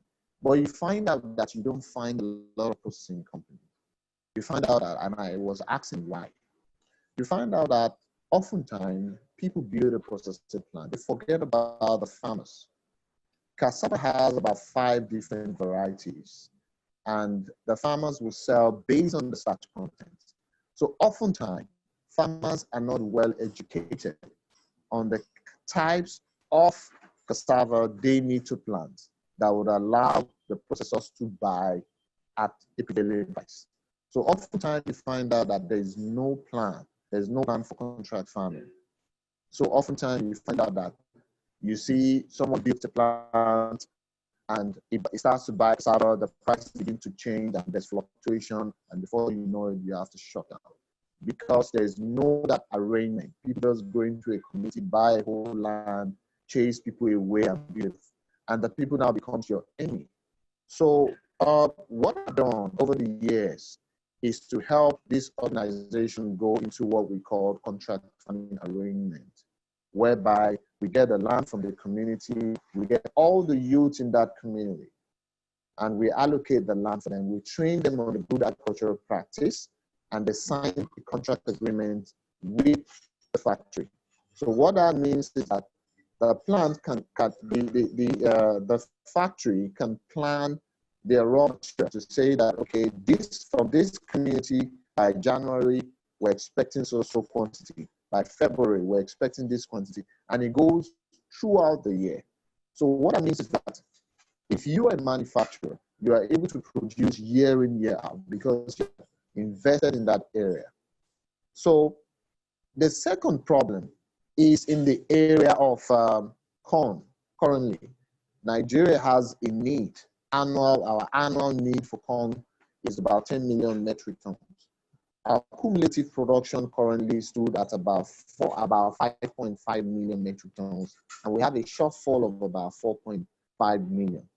Averagely, that is being imported. But currently, with the government policy, which has banned importation of corn, and the price had to skyrocket. Averagely, why is it that we are not producing 10 million metric tons? Because of poor agricultural practice. Oftentimes, you find that from an acre of land or an hectare of land that is supposed to produce about 2.8 metric tons to 3 metric tons, we're getting about 1.5 metric tons to 1.2. So what that means is that an average farmer will not make money. They're just working because of the poor agricultural practice. And by the time they do all of that, you find that their cost of production is high. And at the end of the day, this affects poultry farmers. I'll give you an example of what is happening. Prices are going up. Prices of egg, prices of poultry products such as chicken, kilo of chicken, because the processors can't find corn to buy because of the import. Now you have about 5.5 million metric tons where you need 10 million metric tons. You know what happens? So because everybody wants to buy, prices went up from 90,000 to about 170,000. And that has increased the end price of products. So what I've been doing over the years and my advocacy to a lot of the NGOs and government is to allow us to train these farmers on the good agricultural practice to help them increase yield from 1.2 metric tons to about 3 metric tons. If that happens, that will drop down the price. Prices of food will grow and they will also make profits. So this is essentially what needs to be done. Over the years, I had worked with, I was trained by the German Ministry for Agriculture under the GIZ for about 2 years in 2015 to 2014 to 2017. What they did was to plan the future. They said, who is going to plan the food of the future?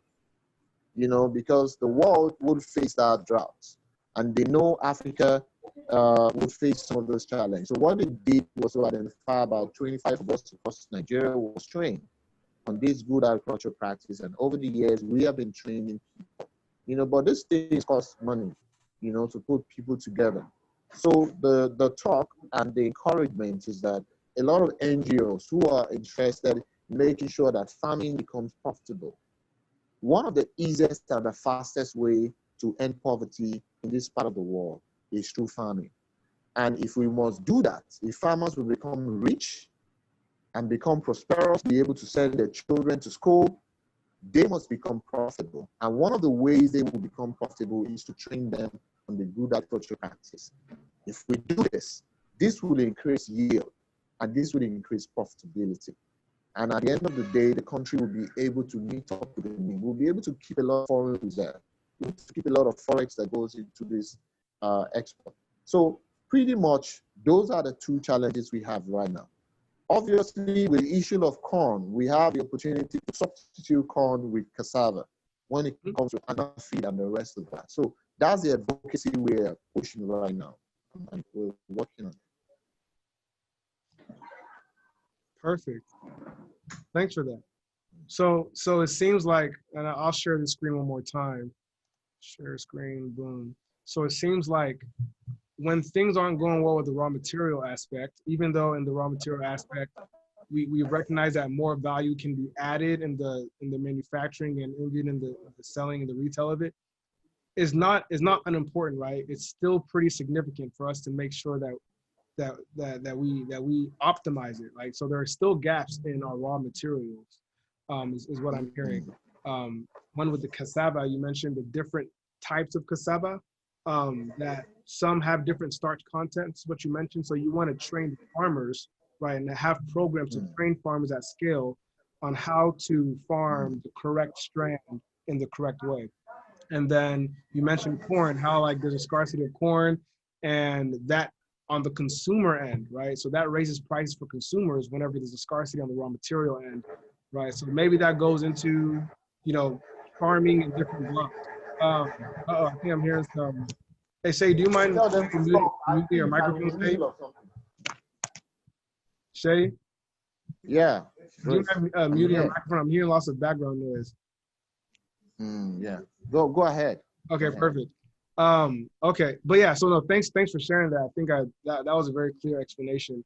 So let me go on to the questions. Actually, let me ask one more question for you, Ony, before I go to the attendee questions. How do you manage working full time? Because you work full time, right? So yeah, so and where do you work? Do you mind sharing that?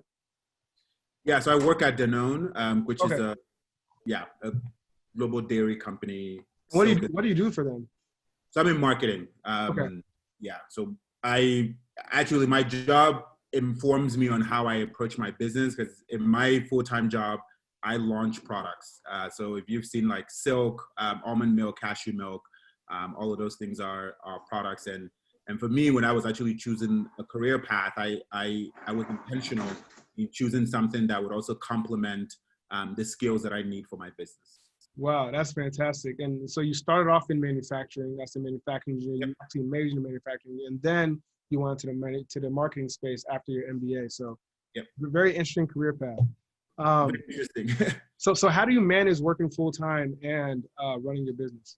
Yeah, it's tough. It's tough. I'm a one-man shop. Sometimes I have my cousins help me out, ship products from Minnesota. So, but the way that I automated the business was to figure out actually what you showed. So figure out all the upstream way ahead of time so that my business can be automated, so I can just handle the consumer side. So mostly I would ship orders in the evening or on weekends, managing that. But it is a challenge, and it doesn't give me enough time to do some of the kind of like social media marketing stuff that I would want to do.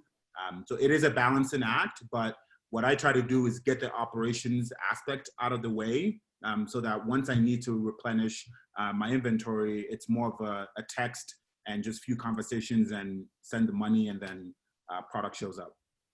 Perfect. Thanks for that. So I'm going to go into the questions from the attendees. Real quick, we have 3 minutes until lunch. We'll probably have to eat into our lunch break a little bit. But we'll still resume at 1:15. So everyone that's watching, no matter what time we end this, I'll still resume the next finance section at 1:15. So let's go through some of these questions. All right. So Data Field Executive Team, that's their name. But this person is asking, trust and vetting you mentioned is key. What advice do you have for vendors who aren't able to get on ground in Nigeria or Africa? Or do you recommend always having boots on the ground? I think that's for you.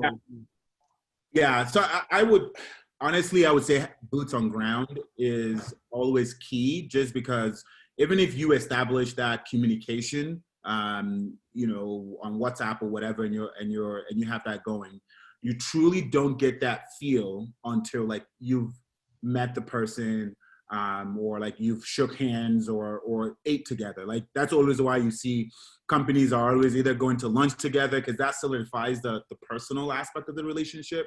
So I would say like boots on ground will be the number one advice. If, of course, if that, given the current situation, that doesn't happen virtual.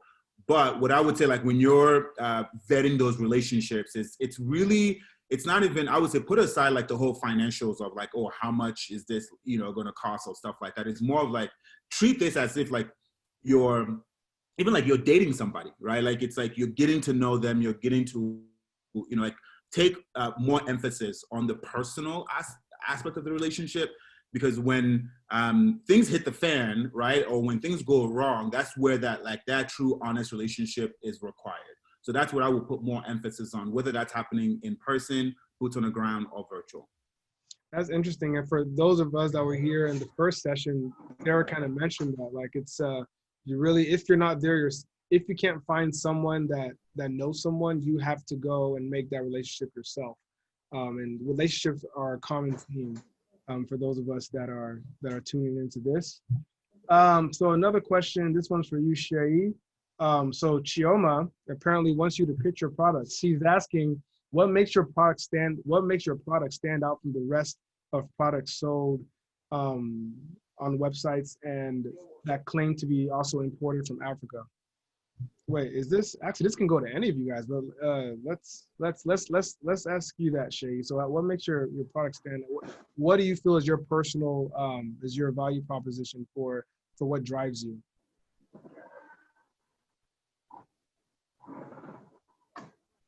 Yeah, great. I mean, it's pretty much interesting to be able to build a brand. When I first came into this industry, it's pretty much a lot of old people, that I met. I was practically the youngest person in the association of those who produce cereal custard in Nigeria. And I looked at all the products. Our value proposition is, it's just quality. It's quality. Is not price, actually. Premium. We just want to create something that can stand the test of time. I mean, for a lot of people who say, there's always this excuse in Nigeria where people say, oh, this is Nigeria. I remember when we started, a lot of people told us after the first, second year, they came to me and said, some of the consultants I worked with said, oh, because of price, let's drop the quality so that we can make profit. But I understood what profit means. Profit is not only in money. Profit also is in good feeling, is in the feedback you get from people. The fact that I had a lot of diasporans who relocated to Nigeria who are children, and each time I take my product to them, they say, oh, my kids like it. I couldn't believe this. That was profit for me. That was profit. The fact that people will ask me and say, wow, was this produced in Ogun State? Was this produced in Nigeria?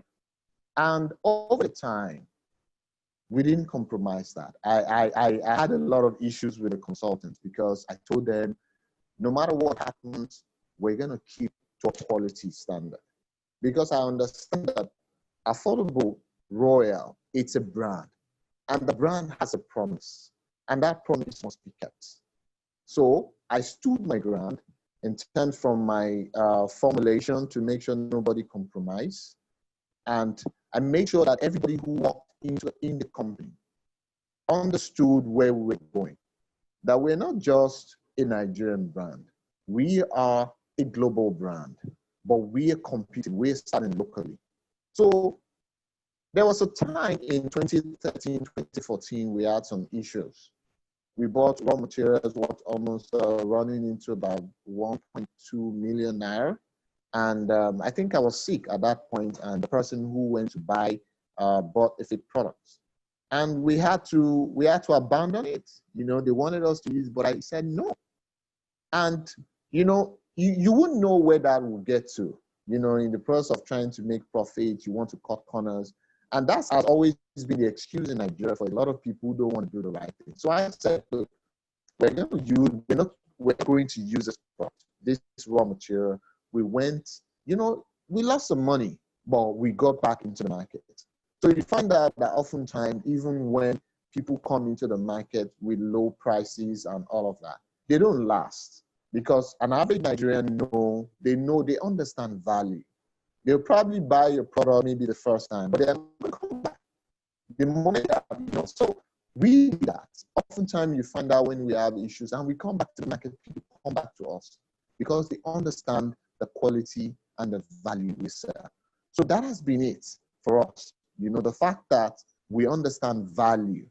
We understand what it means to create a product that can stand the test of time. And that's exactly because when I started with about 5 products. But at some point, I stick to the custard because we had to build a brand. We wanted people to know us for something. Pretty much, if you build a brand and people know that you created this product and this product has quality, it's easier for other products to come on board. If you look at the strategy, that's pretty much what he's been able to do, to create the cement when they go into a country, and over time, other products. That's what we did at ASPC. And that's the reason why it was pretty much for us to also try to diversify to go into other products, because people had known what we have for quality, and they knew that the price was also affordable. So that has been it for us. Thanks for sharing that. And I think we need more and more people who are going to stand up for quality, because I think in the instances where people do settle for quality is because maybe there are no other options. So I think we need more people like you so that everyone is going to have all quality. So now people can start making different decisions versus with price. Thanks for sharing that. Next we have, so this is Waka from Houston. So Waka from Houston, she says her question is, how has the pandemic affected your business? How do you work through it? So any of y'all can take that one. I can start. So for me, I actually saw an uptick in sales, right? Which is wonderful. And I think the whole Black Lives Matter and Black-owned business support really, we felt that for Black businesses, let's go. Yeah. So that so I really appreciated that, and I also noticed that organically people were buying more of my products, especially on Walmart, which is very fascinating because the awareness of tiger nuts it's probably zero to none. People don't know about it. Even Nigerians don't know what tiger nuts are. So when I started seeing that from like May, June, July, like there was a sharp increase as more people were now looking for ways to support Black business or just curious about the product. So that was the impact that I saw. I didn't really see any negative impact given that I have enough inventory to last me for a while just based on my forecasting. So I didn't run into the issues of trying to import a product during Gotcha. Yeah. Having to face that. Okay, gotcha. That's very interesting. Very interesting. Okay. Let's see what question we can ask here before lunch. Okay, that's a good one. So Sheila Onyekwe is asking, how do you think Nigeria is to automation? How open do you think Nigeria is to automation in manufacturing? What needs do you think automations can address in your business? So I think that's for you, Seyi. So how open do you think Nigeria is to automation? Yeah, pretty much. I think COVID-19 has come to fasten a lot of things. There are a lot of projections that was done that we've had, in the research said, 10 years from now, we're going to be here. But what happened with COVID-19 is, things that we projected would happen in 10 years are happening in 6 months. So what has happened, everybody, now understands that life has changed and things are not going to go back to normal. So you find out that there's a new adaptation to automation. Oftentimes, like I am, I practically don't have to go to the factory practically every day like I used to. Now we're setting up systems that allows us to monitor remotely things that are happening, to train people online to have meetings and all of that. So Nigeria is pretty much open to automation because why? Don't forget that almost about 65 to 70% of the Nigerian population are young people who are below the age of 35 or 30. So, and these are young population who are internet generation, who want to see things done in a more better way.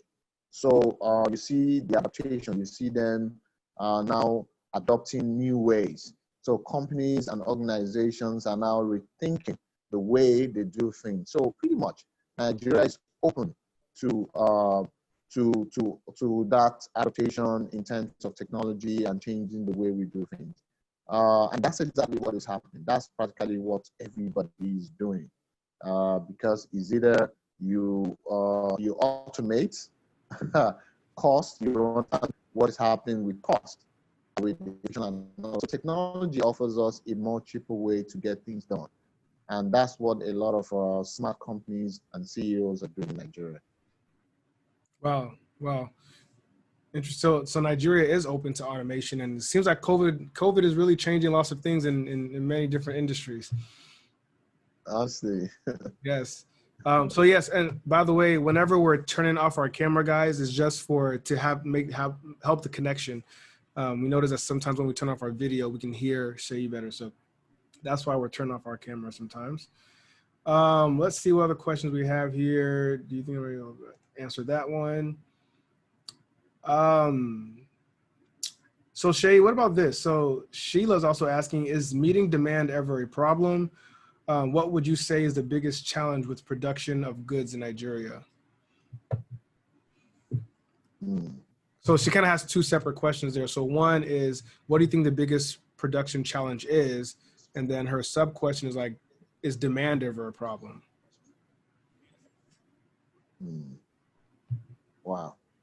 The biggest challenge for production in Nigeria is one. First thing is to be able to understand, I'll say finding the right people. I mean, if you're going to do production in Nigeria, you have to understand two things. The process, which are laid down for you to get into manufacturing. You need to know the right people to go to. You need to, after you get that, you find out a lot of other things you need to meet. They are just landmines that, So the biggest challenge is finding the right people. I mean, building the right team. I mean, but today you find like my company, I haven't going through, haven't been through what I went through in the process of trying to start. I started something early this year called contract manufacturing. What it does is that it allows a lot of young entrepreneurs to come and use our facility, because number one, you have the issue of NAFDAC. NAFDAC wants you to get a facility, a 5-room apartment that is fenced to yourself, all of that. So you find out a lot of people don't have the capacity to meet that first. And that's the reason why they don't do the right thing. That's the reason why people just want to cut corners. So what I said is that, look, we're going to open up our facilities to a lot of young entrepreneurs to use that as a base to start. I mean, we don't produce practically all the day. So what we do is that bring your products, bring your formula, come use a facility. You can even use it in terms of getting your NAFDAC numbers, because we have a facility that's already approved. So it's easy for them to come. We have experts, we have lab scientists, we have production managers that could alternate and stand in for you. So what this does is that it allows people to get faster into manufacturing.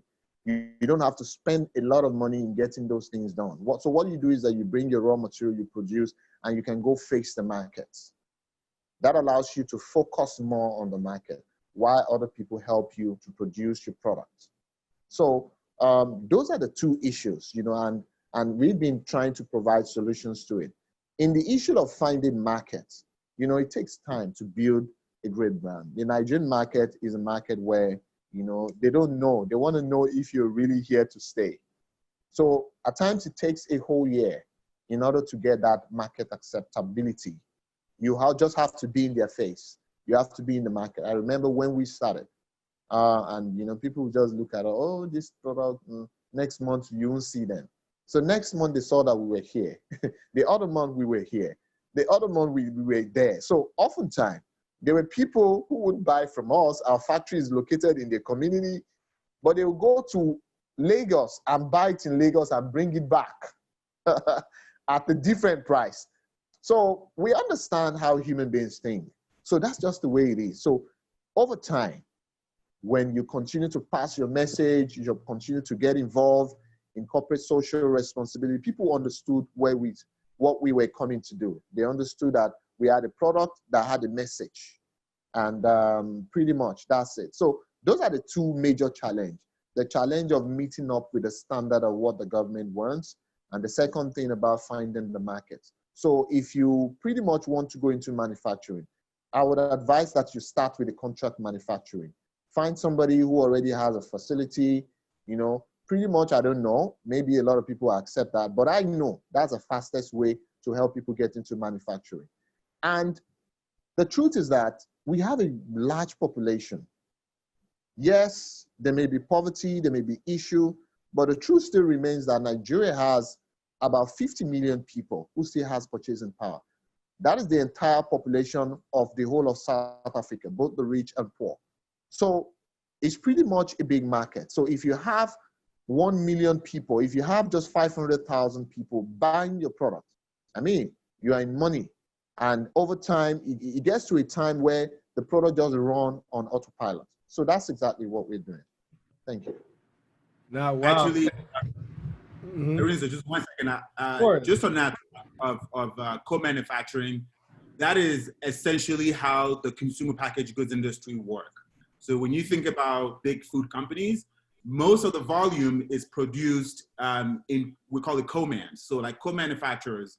So in the US, you have people that are actually doing what Seyi is doing, where their business, you don't know them, like, you know, these are third parties, vendors. So companies will go to these third-party vendors to produce their product. Even though like the packaging, everything, it looks like it's that company, you know, it's like, for example, like, you know, Frito-Lay, their chips, right? They could have co-manufacturers, which are like small, medium-sized owned companies that are just into manufacturing. They don't care about like the marketing and the branding aspect. All they want is bring us your product, we'll produce it, we'll put your label on it, and we'll ship it out. So actually that's, if Nigeria is trending, you know, towards that way, that's the future of manufacturing. Because if you're thinking of owning the whole manufacturing and setting that up, like that's an enormous task. So most people now outsource production to third parties, like, you know, Seyi's company, where they have all the facilities and the talent, and they make their product and ship it out. So that's you know, absolutely, I'm really happy to hear that, actually. The manufacturing geek in me is coming out. That's awesome. This is dope. This is dope. And let me just read some of the comments from the people. So people are saying, Ucha is saying quality products that stand the test of time. I think that's a quote from Seyi. So we'll take that quote. And she says that's better than low cost. Winnie's giving us 100%. Sophia saying such great information. Winnie's saying that's a great idea. I think she was talking about the contract, the co-man. I'm gonna take that term, right? Ony is absolutely correct. Great session, such a great idea. So I think, I mean, the people are loving it. So thanks for the information. Let's see. So it's 102. We gotta start at 1:15. I gotta go eat. So I think we'll end it there. But let me end off by just asking you, both of you. So what is your future vision for your company? I'll start off with Seyi. So what's your future vision? Where do you want, you know, affordable Starch products to be in the next 3 to 5 years? Let's keep it a little bit short term. Okay, pretty much the future for us is to be an household brand that you would find in every home across the West African space. We're going to be doing more product. We're going to be creating more FMCG product. We're going to be partnering with people to go into processing of cassava into high quality cassava starch. We're going to be doing a lot of food products actually in the next 5 years. So we're going to be big when it comes to agribusiness. We're going to be doing a lot of packaging. We're going to be doing contract manufacturing for a lot of businesses that is one huge task. Recently, we just renovated the factory to prepare the ground for that, to allow people to come in. Because for me, I want a lot of Nigerians, especially young people, to get into the manufacturing space, because I know that's the only thing that is enduring. And if we must build wealth, first of all, we must be able to feed ourselves, and we must be able to produce what we need. If we do that with the size of our population, we can create wealth and we can retain money here. And that's exactly what Affordable Starch will be doing. That is amazing. So I'm going to end with you, Ony. What do you think, what is the future of your company in the next 3 to 5 years? Yeah, so quickly, my future goal is really to move from like the physical tiger nuts. I actually want to get into milk production. As most of you know, plant-based milk from the tiger nuts. You want to make the milk from the nuts? Yes, yes, that's actually where. So I'm starting with the nuts, just more of a product introduction and just to build a brand. But where I see the value is really the tiger nut milk. So it's very similar to like your almond milk or your oat milk that most people use for various occasions. And then transition into tiger nut flour, which is really good for like vegan, those that are interested in like vegan or bacon and all that kind of stuff. So that's where I see my company growing, is getting into other derivatives of tiger nuts where there's actual value and profit. That is fantastic. That's fantastic.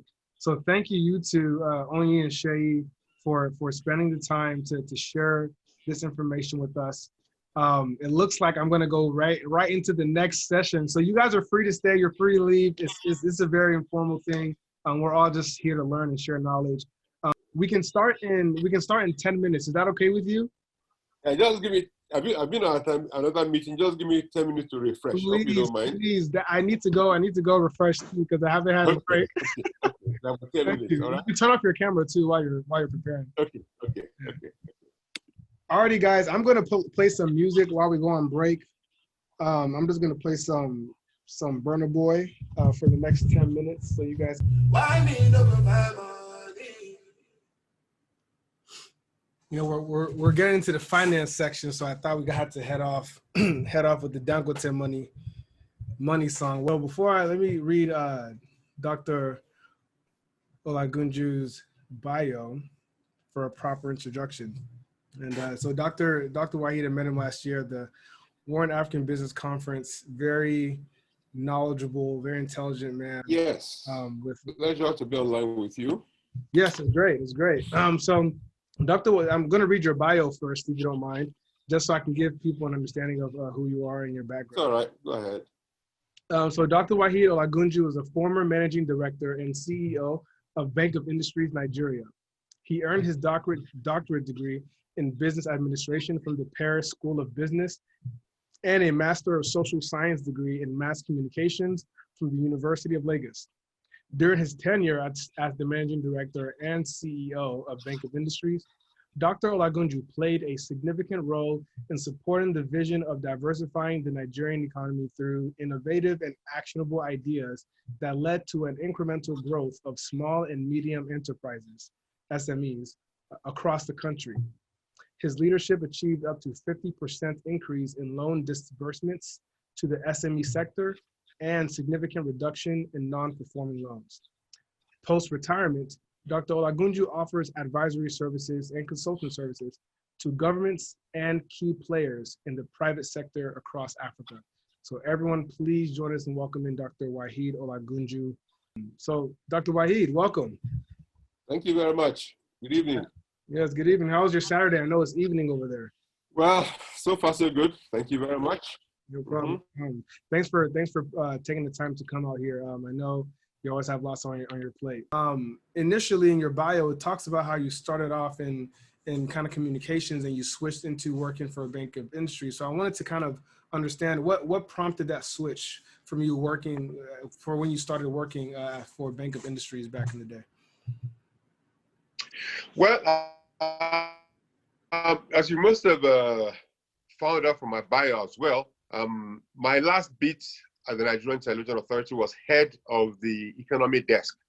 And that entailed designing the communication support program for Nigeria's structural adjustment program at that time, in the middle of the 80s, late 80s.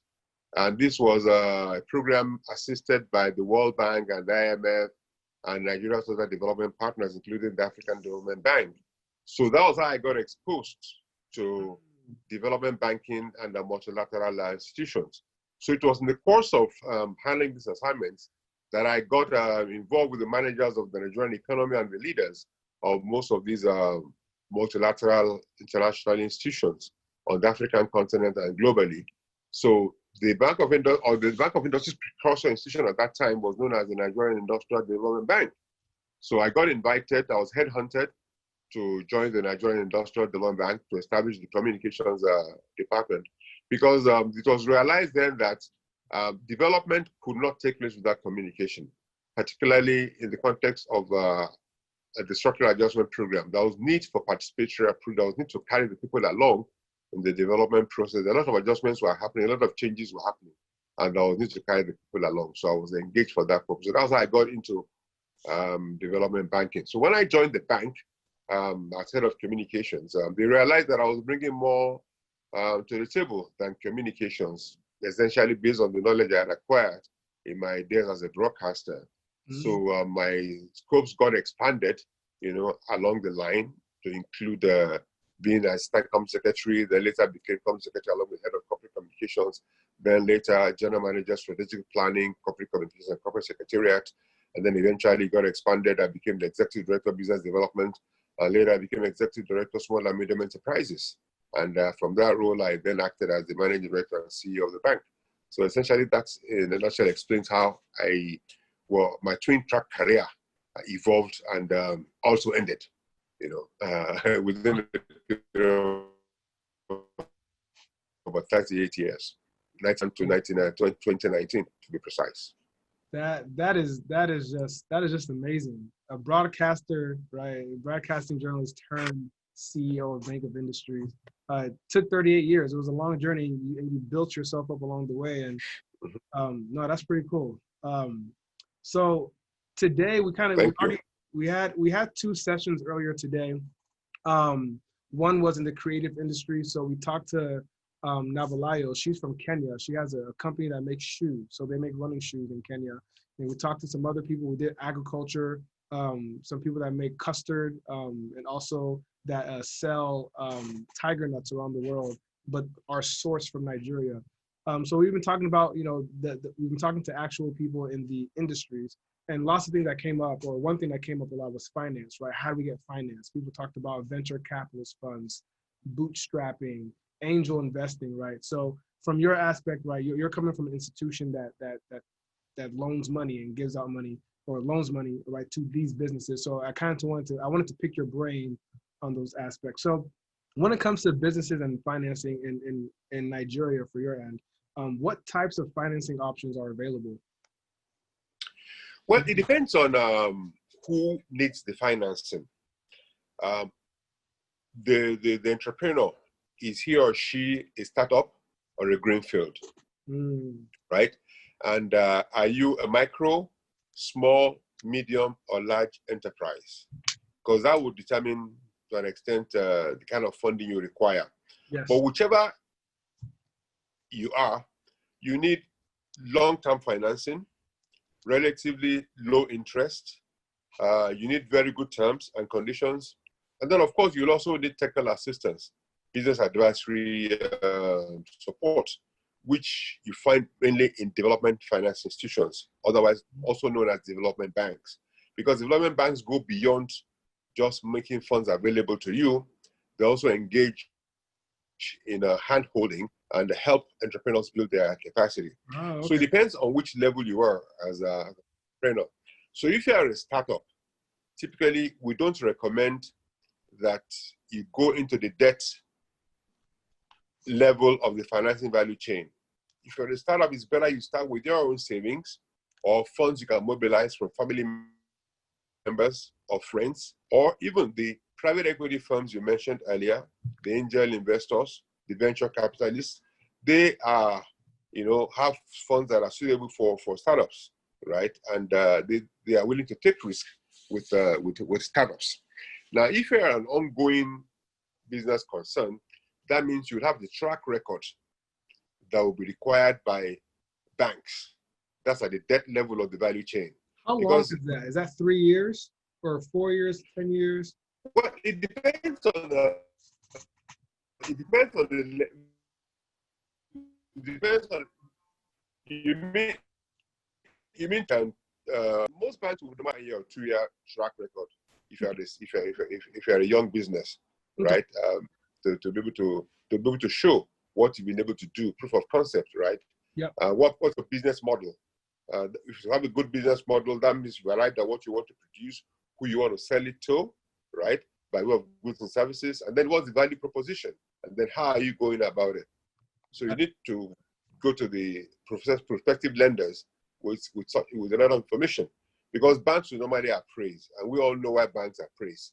And during the appraisal process, that's when the 5 canons of credit and other considerations are coming that startups find difficult to meet in terms of the risk acceptance criteria of lenders.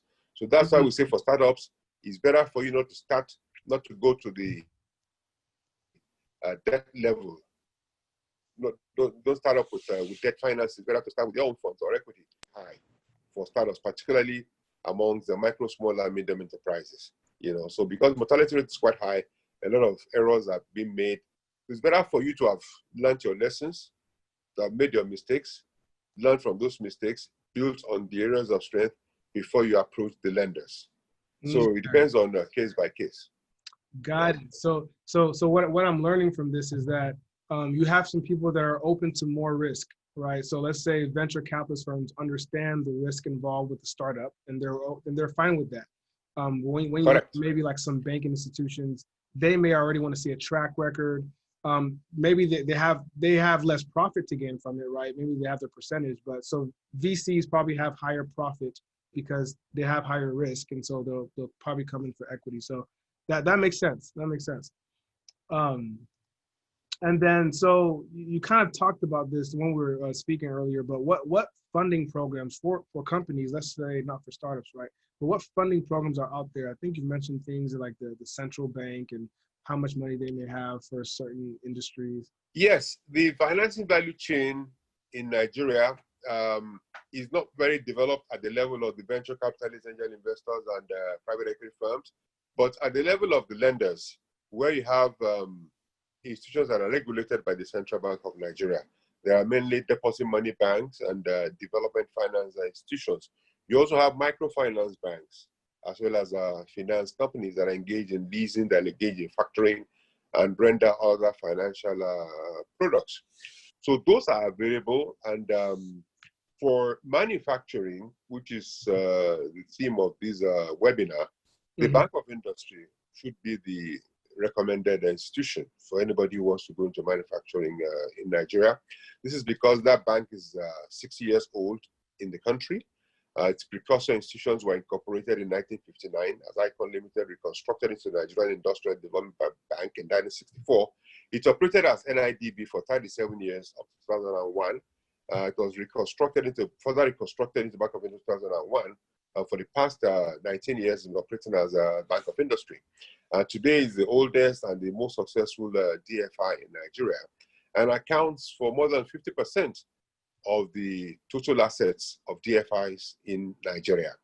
Last year, for instance, the DFIs in Nigeria granted loans to the tune of about 1.2 billion naira, which translates to about 1.2 trillion, which translates to about $2 billion or so. Yeah, that's about and the Bank of Industry accounted for more than 75% of this, but 750 billion was the Bank of Industry granted last year, which translates to almost $2 billion. So the bank is very well positioned to assist any manufacturer, be you a micro, small, medium, or large enterprise. Okay, so it seems like if someone wants to get into manufacturing, you may just want to start first, right? And with whatever funds you have, prove your concept, right? Prove you have customers, prove you have a business model for at least like maybe 2-3 years. And then maybe you can go to these financial institutions with a business plan and with a business plan. So in creating this business plan, Dr. Waheed, I've learned that it's helpful to have a consultant be part of this process before reaching out to these institutions, just to make sure you have all your ducks in a row. Could you elaborate more on that, on the role of a consultant? Yes, I was going to say, if you're an entrepreneur, you have a vision, and then you have an idea of your business model. Because for any business you want to go into, you are going out to solve problems. You must be a solution provider. You must there must be a gap that you're trying to fill. There are needs that you're trying to meet. So that's why the business model comes in. So what is it exactly that you want to do based on the environment in which you find yourself? Because your market could be a state, a town, the entire country, or even the export market. And if it's the export market, are you talking of the diaspora population or beyond the diaspora population? So once you've identified what you want to do and who you want to sell to, and you have a value proposition, then the how comes in. How do you want to go about the business? That's why the consultant comes in to support you, the business development service providers, because they are experts. They know quite a lot. Because at the end of the day, you need to transform your business model into a business plan. So a good consultant would produce a good business plan. And of course, a good business plan will also typically include the project costs and then the financing plan. So in the financing plan, you now decide, now, are you using your own funds? Are you using funds from friends? Are you using that part of your own equity? So what component will be equity, what component will be debt, right? So, and then what kind of debt are you looking for? So working with the consultant will guide you on the available funds. Now, startups too could raise loans from a DFI like the Bank of Industry, right? But you must be able to convince the bank that you have a good business plan, a good business model, a good business plan, and that you are worth support. The bank has successfully supported a number of startups, and they've done quite well. It's just that typically most lenders prefer to deal with brownfields rather than greenfields. Okay, gotcha. And I know you operate as a business advisor. Do you also operate in that consultant space type? Of course, yes. Of course, okay. yes. Yeah. Okay. Yeah. So when anybody who comes to us, we could help the person, him or her, prepare the suitable business plan that could be presented to a financial institution. And we also link the prospective customers with the various banks as well. Because typically the Bank of Industry finances plant and machinery, right? Not much of working capital, but in some cases, the bank also does working capital. But in most cases, the working capital comes from the commercial banks.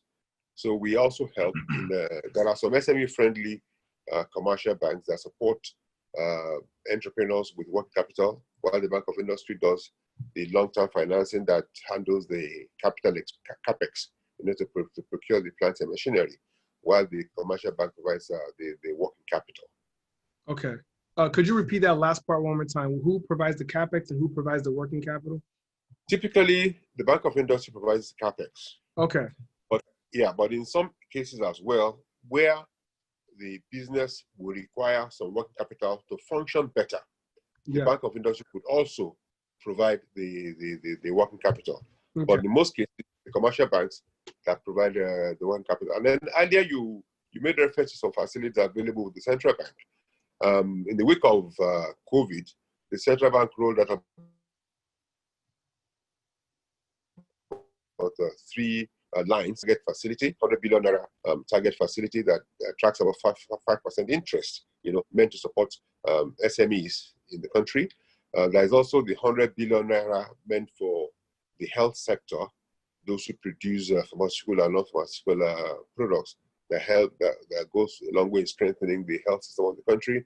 And then there's also the 1 trillion naira manufacturing fund, right, which is strictly meant for manufacturers, and all these are funds rolled out by the Central Bank of Nigeria. Okay. And of course, the federal government came up with the 2.3 trillion economic sustainability plan that has other components, which includes payroll support, and then the guaranteed off-taker scheme for micro, small, and medium enterprises that have been mostly affected by COVID. But I want to believe that most of the entrepreneurs you are talking about are perhaps well exposed and educated and enlightened entrepreneurs who will be able to weather the storm in the country. Got it, got it. And so what I heard was central bank $1 trillion naira. Yes. Which is about Manufacturing. It's about like what, $2 billion? That's Yeah, about pretty 2.6 trillion dollars. Yes. Okay. About $2.6 billion. Yeah. About $2.6 billion. Yes. Yes. Interesting. Okay. So I have someone here is mentioning, so Adeza has been saying lots in the chat, or Ada, that she's saying the angel investor pool is shallow in Nigeria. If the BOI doesn't work with startups and the angel investor pool isn't viable, we can only start up with tiny companies that are self-funded. That limits the type of businesses people can start. You can execute a large vision, or you cannot. Yeah, and I think that's kind of a theme that we're kind of seeing here, right? When we talked about, or at least the Navalayo with the shoe company, she talked about how she had to start up with her own money, and then she went on Kickstarter, right? She raised $240,000 on Kickstarter, and then now this is like, I think 5 years later is when she's now getting to start to pitch to VCs. So I think a general theme is that it may not just be like, hey, I have an idea and people just give you $2 million to start. It may be that you have to start small and then continue on from there. Or we talked about the contract manufacturing, where you can use facilities of already existing manufacturing facilities in an area to start off, to prove your concept, and then maybe go to these banks. So just some ideas I'm throwing around here. And so everyone, please remember to put your questions in this Q&A. So when I'm done with my questions with Dr. Waheed, I will start answering your questions that you have, any finance questions you have for him, either as a consultant or what insights he may have on the Bank of Industries. Let's see. So I have a question here. What does a persuasive team look like? So as far as someone goes up to Bank of Industries, they have a business plan. What really comprises a successful team in their eyes? You mean team from the view of the entrepreneur, all right? No, a team from the view of the people giving out the loans, which there may be lots of overlap between both. But yeah, when someone comes up to Bank of Industries and say, hey, this is my business plan, are they looking at the team, like who's the CEO, who's on ground, who the finance person is? Yeah, definitely. When you approach the bank as a corporate entity, the bank would want to look at the board of directors, the management you have in place, who will be in charge of production, for instance. That's very, very important. Who is the production manager? Who's the production manager? Okay, got you. Exactly. So it must be somebody who has cognate experience, who has been working in that business, right? Who you are probably trying to poach or headhunt from an existing establishment that has done quite well in that area. So, and then who will be in charge of finance, and so generally the bank looks at the governance system and any company that is approaching it for financial support. Most lenders, all lenders do that, while appraising the project. That's why character is very, very important. It's among the 5 C's of credits. You're looking at who are the prospective borrowers. Because when you are lending, what you are looking at mainly, what is the probability that the facility would be repaid? What's the probability that the facility will be well utilized by the prospective borrowers? Because it's when they utilize the facility well, that's when they will be able to repay. You want to look at the business model, you want to look at the markets, you want to look at the projected revenue, what's the cash flow? Because the loan is supposed to be repaid from the cash flow. What's the probability that the cash flow will be realized or be actualized? Or what percentage of the cash flow will be, what can go wrong? Identify the risk, and how can the risk be reduced?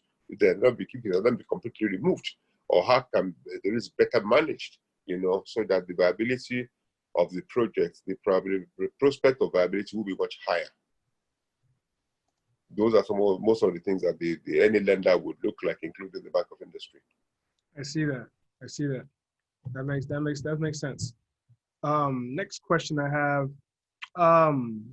What has been the most difficult hurdle you have observed in getting manufacturing facilities up in West Africa? And I ask this question because it's been known for a while that, hey, we need to industrialize, because manufacturing industrialization really helps a country's economy, provides jobs and things of that nature. So it's been known since, I guess many countries were independent. But over time, it seems like that specific aspect of manufacturing hasn't really been. So what hurdle have you seen over the years that you've spent in this space? It's easy for most people to say it's finance, but from my own experience, it's more of the capacity, availability of potentially bankable proposals. What's the capacity of most people in West Africa when it comes to entrepreneurship? It's not everybody who can be a successful entrepreneur. There have been some who have done quite well, but we need to build our capacity more, because the question has always been asked, who should come? Is it capacity or capital? Most people believe it's capital. No, it's capacity, because money would always run after a potentially viable business.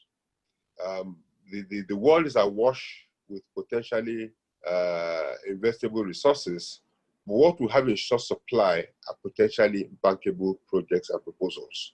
Because anybody wants to invest in a project, be he an equity investor or a lender, he wants to ensure that the project performs.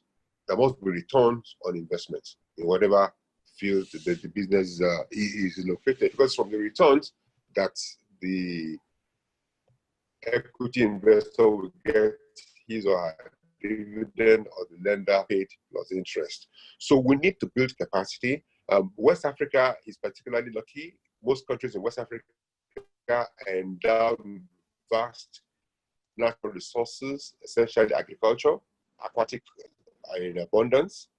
West Africa is located along the coast, and there are a lot of marine resources. So the area supports agricultural activities, primary and secondary, as well as services that support the primary segments of the economy as well.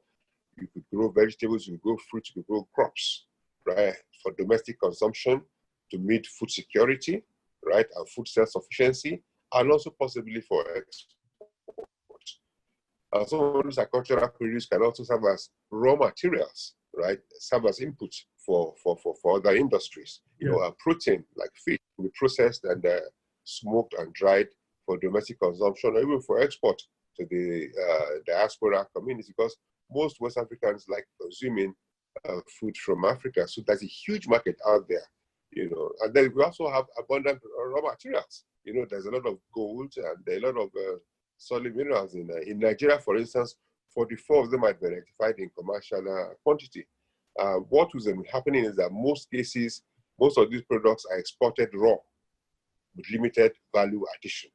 And that's where manufacturing comes in. That's where beneficiation comes in case of solid minerals. Then processing, that's the beginning of manufacturing.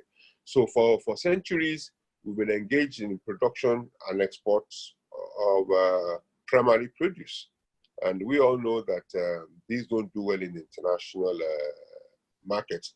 The major difference between the rich and poor countries of the world is the extent to which they are in the rich countries of the world, and the less industrialized countries are mostly the poor countries of the world. So value addition, manufacturing is very important. Like I said in the introduction, during the manufacturing process, you have a lot of multiplier effect. That's when jobs are created.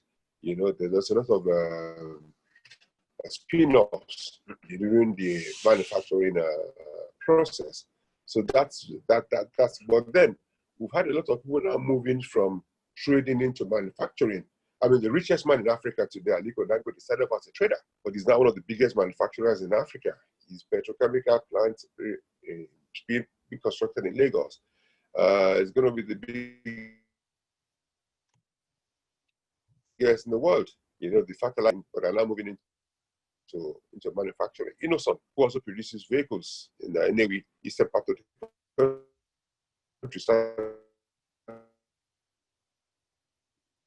as a trader, importing motorcycles and motorbikes, local components to the plastic components.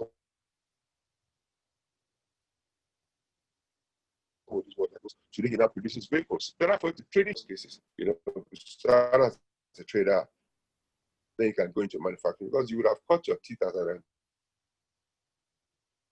entrepreneur, you know, and then you're manufacturing after trading rather than going straight into manufacturing without necessarily cutting your teeth as an entrepreneur, as a trader. So it's a deliberate process. And then, of course, infrastructure challenges are also there on the continent, which has manufacturing a brilliant task. But the efforts not being made. Good. Sweet. But yes, you were talking about the infrastructure.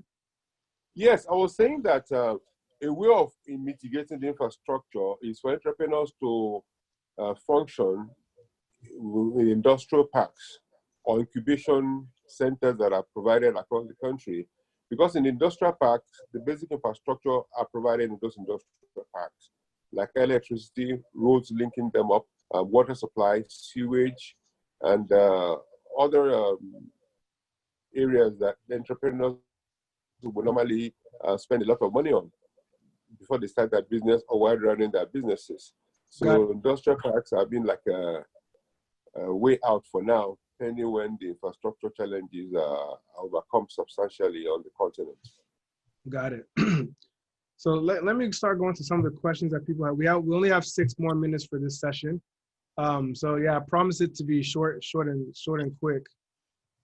So Chioma is asking, do financial institutions in Nigeria evaluate the risk appetites that they will assume if the loan money to start up businesses if they default? I think you kind of answered that maybe they don't really consider startups as much because of this risk. But there are people, like whether it's angel or whether it's Kickstarter funds or VCs, that may be willing to do those things. So I will go to. So on a case by case, it depends. I wouldn't discourage any startups from approaching a bank or a DFI. I wouldn't discourage them. So on a case by case, whatever the risk is, they'll identify them, see how they can be removed or reduced or better managed or shared. So I wouldn't discourage any startups. Let them they work with the DFI, yeah. They work with the DFI mostly.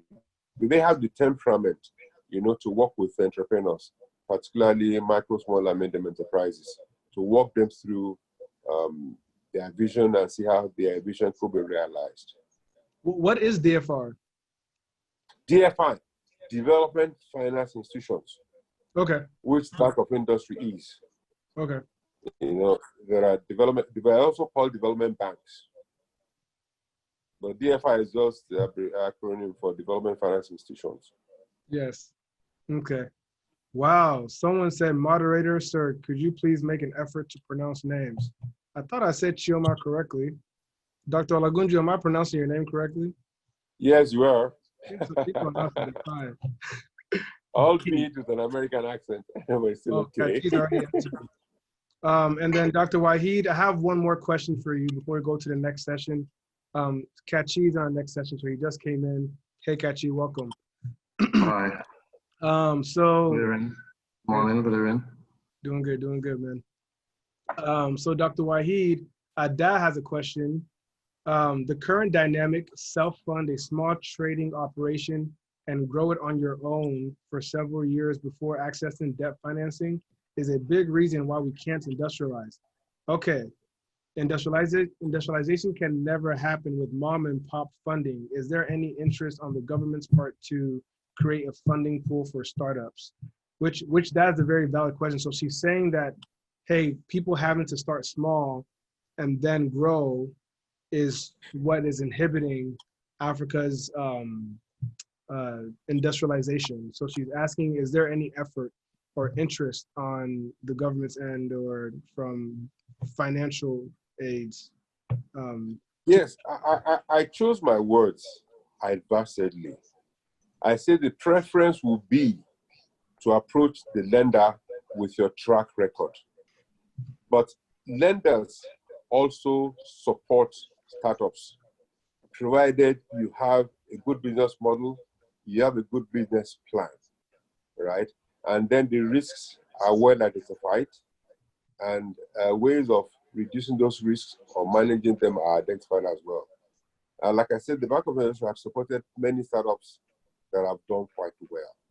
I just said, typically in the business schools, that's what you'll be told. That it's good for you to start on your own, have a track record before you approach the lender. But if you go to the lender as a startup with a very good proposal, you will also be supported.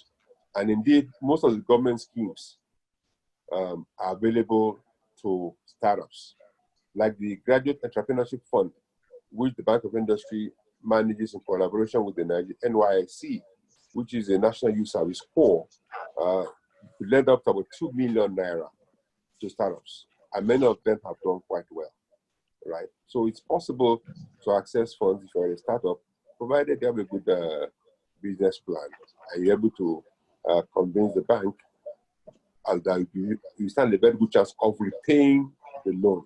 Because like I told you, every lender is examining the probability of the borrower repaying. Because it's only when the borrower repays that the lender remains in business. And when the lender has a very good balance sheet, that will also mean the lender will have a good rating. And when the rating is high, that means the bank would also access funding from within and outside the country at low interests. But when the rating is poor, that means the interest will also be very high. And that will also affect the cost of lending to prospective borrowers. So it's important for the lender to have a good balance sheet. Quality of risk also must be high. For example, the Bank of Industry. I mean, typically the bank's ratio of non-performing loans have constantly been below 5%, which is the threshold provided by the Central Bank of Nigeria. So that's why the bank has a AA international rating, and the bank has been doing quite well. Has been able to mobilize resources from within the country, like I explained earlier, $750 million through the African Bank, some lenders as well, another 1 billion euros through the African Bank, and some other lenders, syndicated lenders from outside the country. That's because the bank has a good balance sheet, has a healthy financial record. The ratio of non-performing loans is below 5%. And that's because the quality of customers, quality of risk assets are quite high, and that's because the customers are also performing. So most lenders will always have that in mind while determining who to lend to, so that their balance sheets do not get contaminated. So the things that DFIs work with entrepreneurs, even if they're startups, to make sure that there's a lot of hand-holding. And that's why the business development service providers are there. It's not only to help you to access the facility, but also to help you run the business, do some hand-holding to ensure that you service the facility. So that will be my response to her question. No, thank you. Thank you for that, Dr. Olagunju. And just for clarity, what is, and for myself and for everyone else that's here, what is BOI's integration or relationship with the Nigerian government? Is it a government bank, or is it a separate bank that just has relationships with the government, or no relations at all? The Bank of Industry is a private limited liability company, right? But it has 44 shareholders, including government and non-governmental organizations. But the two major shareholders are the Ministry of Finance Incorporated and the Central Bank of Nigeria. Between the two of them, they account for more than 99% of the bank's equity. Yeah, okay. So it's a privately owned bank, but the shareholders are government, and their mandate is development. But it runs like a private company, like a private bank. Okay, gotcha. Thank you, Dr. Waheed. That is our time. It is 2 o'clock, and it's time for us to go into our next session is supply chain and technology. I'm going to start introducing those guests. So thank you so much for your time.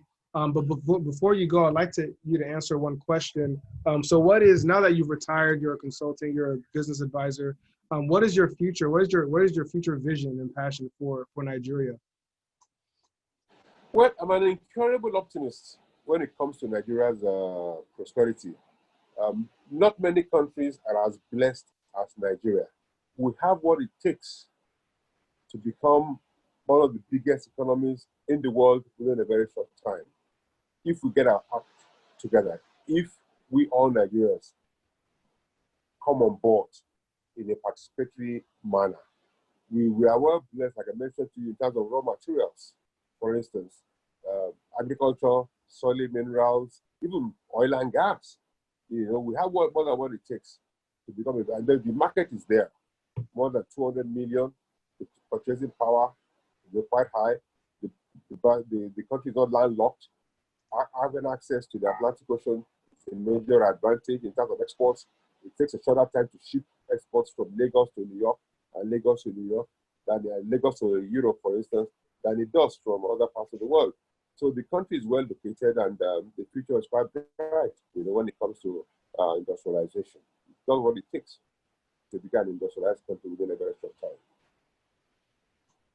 Thank you. Thank you so much for your time. Oh, are you still there, Dr. Waheed? Yes, you are. Yeah, I'm still here. Yeah. Oh, perfect. Just last week, during the week, the Agenda 2050 was launched, which is Nigeria's National Development Plan over a 30-year period. And the aspiration is that by 2030, Nigeria would have lifted 100 million people out of poverty, and that Nigeria should become the 20th largest economy in the world, possibly with a GDP of about 1.6 trillion US dollars, which would mean growing the GDP annually at about 7% or so. So, and this is quite doable, over a 10-year period. This is the taking of action, that is spread under the SDGs. The SDGs, the first goal is no to poverty by 2030. So this is a decade of action over a period of 9 years. This is definitely doable. And industrialization, value addition, is one of the objectives, one of the ways of getting there. The developmental impact of industrialization and value addition. Perfect. And before you go, someone just asked a question, pretty good question. So I'll just ask this as the last one. They say the BOI requires a 250% collateral, which makes it impossible for new businesses to access financing. Does the government have any plans of underwriting this 250% collateral to help banks like BOI lend to new businesses? Well, it's not a blanket requirement. Like I said, no two credits are the same. On a case by case, the loans are appraised and evaluated. The bank historically has been able to support even customers who do not have asset-based collateral. If your bank, for instance, the commercial bank, is willing to guarantee you, then you'll be talking about the fixed asset coverage that was referred to, right? The bank issues a letter, your commercial bank knows you, is a deposit money bank.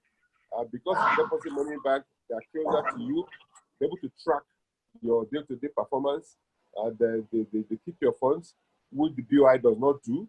So, and if your commercial bank is in a position to guarantee you and share the risk with the Bank of Industry, then the fixed asset coverage ratio that you talked about would it apply.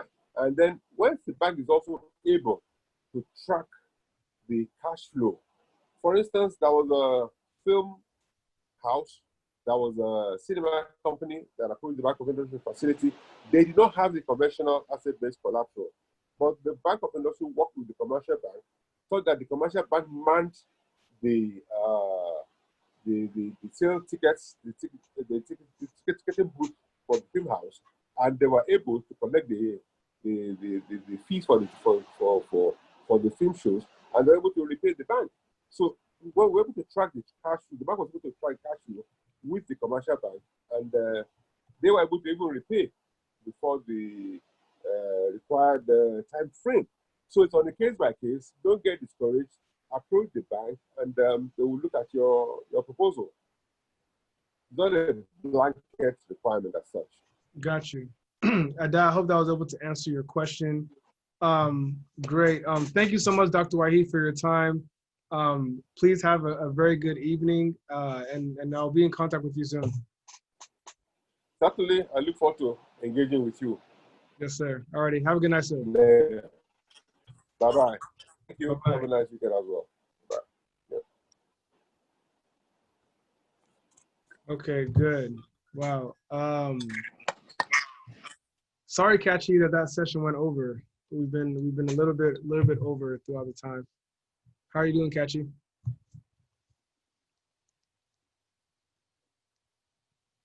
You there? You there, Kachi? Can you hear me? I think you're on mute. Oh, yeah. Sorry. Yeah, good afternoon. Good. I'm doing good.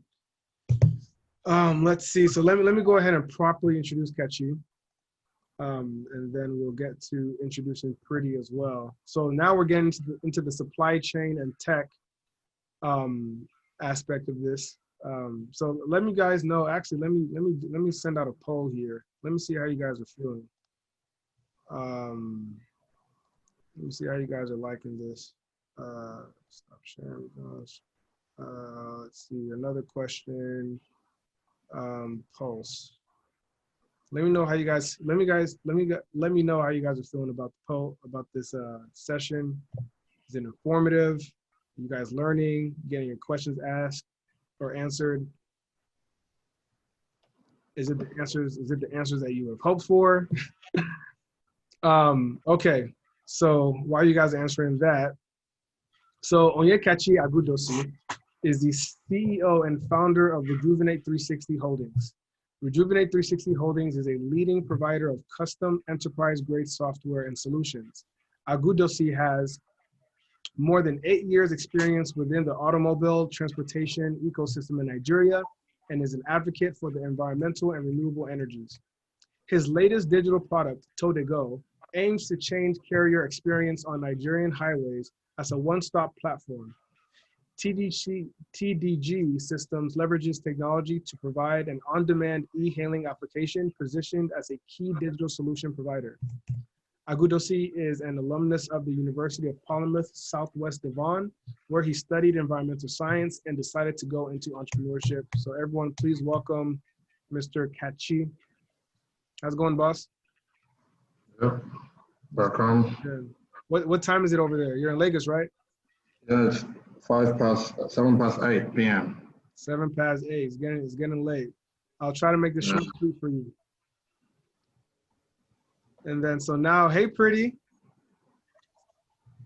Can you hear me? Hello. Pretty? Hi. Perfect. Good evening. Good Hi, evening. Pretty. Yes. Hello. So Pretty's in South Africa, right? Yes, I'm in South Africa. That's awesome. What time is it over there? We are just 1 hour ahead of Lagos, so it's 10 past 9. Oh, it's 10 past 9. Okay, so I gotta do this to let you guys go to bed. Thank you guys so much for making it to this and being willing to share your knowledge and your experience. So to introduce Pretty. So Pretty Kubayane is the co-founder of Coronet Blockchain, an emerging technology solution geared to shift how hair exchanges hands across Africa's 100 billion rand per year sector. The firm's aim is to create an end-to-end transparent supply chain with ethical hair products in order to provide peace of mind for customers, and that's ethical human hair. After expanding a small-scale entity selling human hair extensions to a 7-figure revenue business, Kubayane and her husband decided to start a blockchain technology company in South Africa to disrupt the hair supply chain industry. So everyone, please welcome Kubayane. Pretty Kubayane. Welcome, Kubi. Welcome. So let me start off with some questions that I have for you guys, and then we'll go off to answer it. So please, everyone that's attending, please make sure to put your questions in the Q&A box here, and I will get to them as much as I can. So when it comes to supply chain, so Pretty, what's your story on how you got started in this supply chain business? I have a management consulting background. So we usually, over a decade now, we will consult with businesses that are getting ready to expand, whether to expand across South Africa or into other South African, African countries. So one of the projects that had landed on my portfolio was a friend who was an ex-colleague with my husband Shadrach from the Deloitte days. So they had this hair extension business where they were selling informally, just like how many businesses will start. So long story short, we moved them from there within the period of 36 months into a 7-figure income, employing 30 people. They had 4 branches and 2 of them were inside five-star hotels. So because of the caliber of the people that we started providing the product to, and how the network started expanding, and the brand itself was quite prominent. Now, mainstream retailers that run department stores, they invited us to say, we need you to start supplying hair in tons. And the rule we have in expanding any business is you have to scale without breaking, meaning if there's still gaps in any business, fix those before you can scale the business, because it's going to break if you still have issues. So we had big supply chain issues. 40% of the hair sold in Africa are human hair extensions. They tend to be counterfeits, and the whole brokenness within the salon sector itself. So as we were starting to consult in order to tick the boxes that were required as a supplier onboarding requirements for any supplier that is going to supply a big business, that's when we came across many supply chain blind spots. And then that's when we decided to focus on fixing this and using a digital infrastructure. That's very interesting. That's very interesting. And in our discussion, you talk about how now you're on the supply end. And I will share this screen again just for the people watching. So I shared this screen earlier a couple of times just to kind of walk people through about how the supply chain, the value chain works. So what would you consider yourself? So what we have is a digital infrastructure that the whole supply chain works into. We have streamlined the entire supply chain, meaning the raw material where it's being donated in India. We've got a couple of Indian temples there that provide raw material to the manufacturers that are based largely in China, Brazil, Peru, and in India themselves. And and then we will have the distributors that are doing wholesaling, selling the hair in bulk to the retailers that will then sell to the end user, the customer. So we have the entire network of supply chain now running into our system. We're just about to test our prototype that we just built. That is interesting. So you guys go from where you get the hair from India, and then you distribute to from Africa. Is there a point in time where it gets processed? Is there a processing part for this human hair?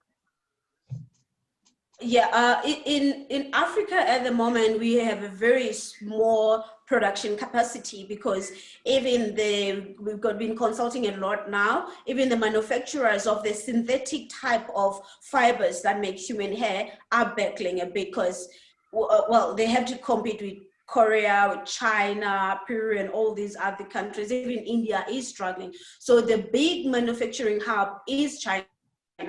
But now our government and other elders that we've been having a conversation with in every country, they are trying to increase their manufacturing capacity, because having to rely on China about everything is really not keeping the money in Africa, which is what we want. Perfect. Okay, so it seems like you connect every single aspect, even the manufacturer, because you do work with people in China with your software as well, in order to make sure we track where the hair comes from. Yes.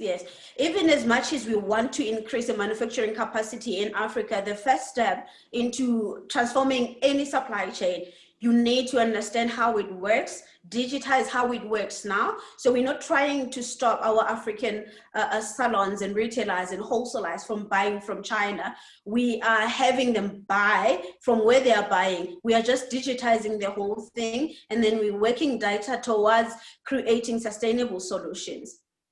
That is beautiful. That is beautiful. Now for you, Mr. Kachi, tell us more about Toe2Go and try to connect to us how you guys are involved in the manufacturing industry. Toe2Go is an Uber-like solution that serves as a dispatch portal. Basically just connects the movers and the shakers across Africa and Nigeria, but we're kicking off in Nigeria one city at a time. We're happy with the space and the speed we're working on currently. 200 million Nigerians don't have to hustle for trucks on a daily. We're changing that through technology, integrating payments and ways of them finding the specific trucks that match a specific goods they're trying to haul. It seems to be an opacity around it since the colonies, when the British Empire left Nigeria. The rail line has not been working till today. Supply chain has been such a big issue, within the terrain. One way is to move things within the ports. Another way is to get it across the warehousing before we start distribution from farm to market, be it from FMCG, fast consumer goods and all that. So we're changing that.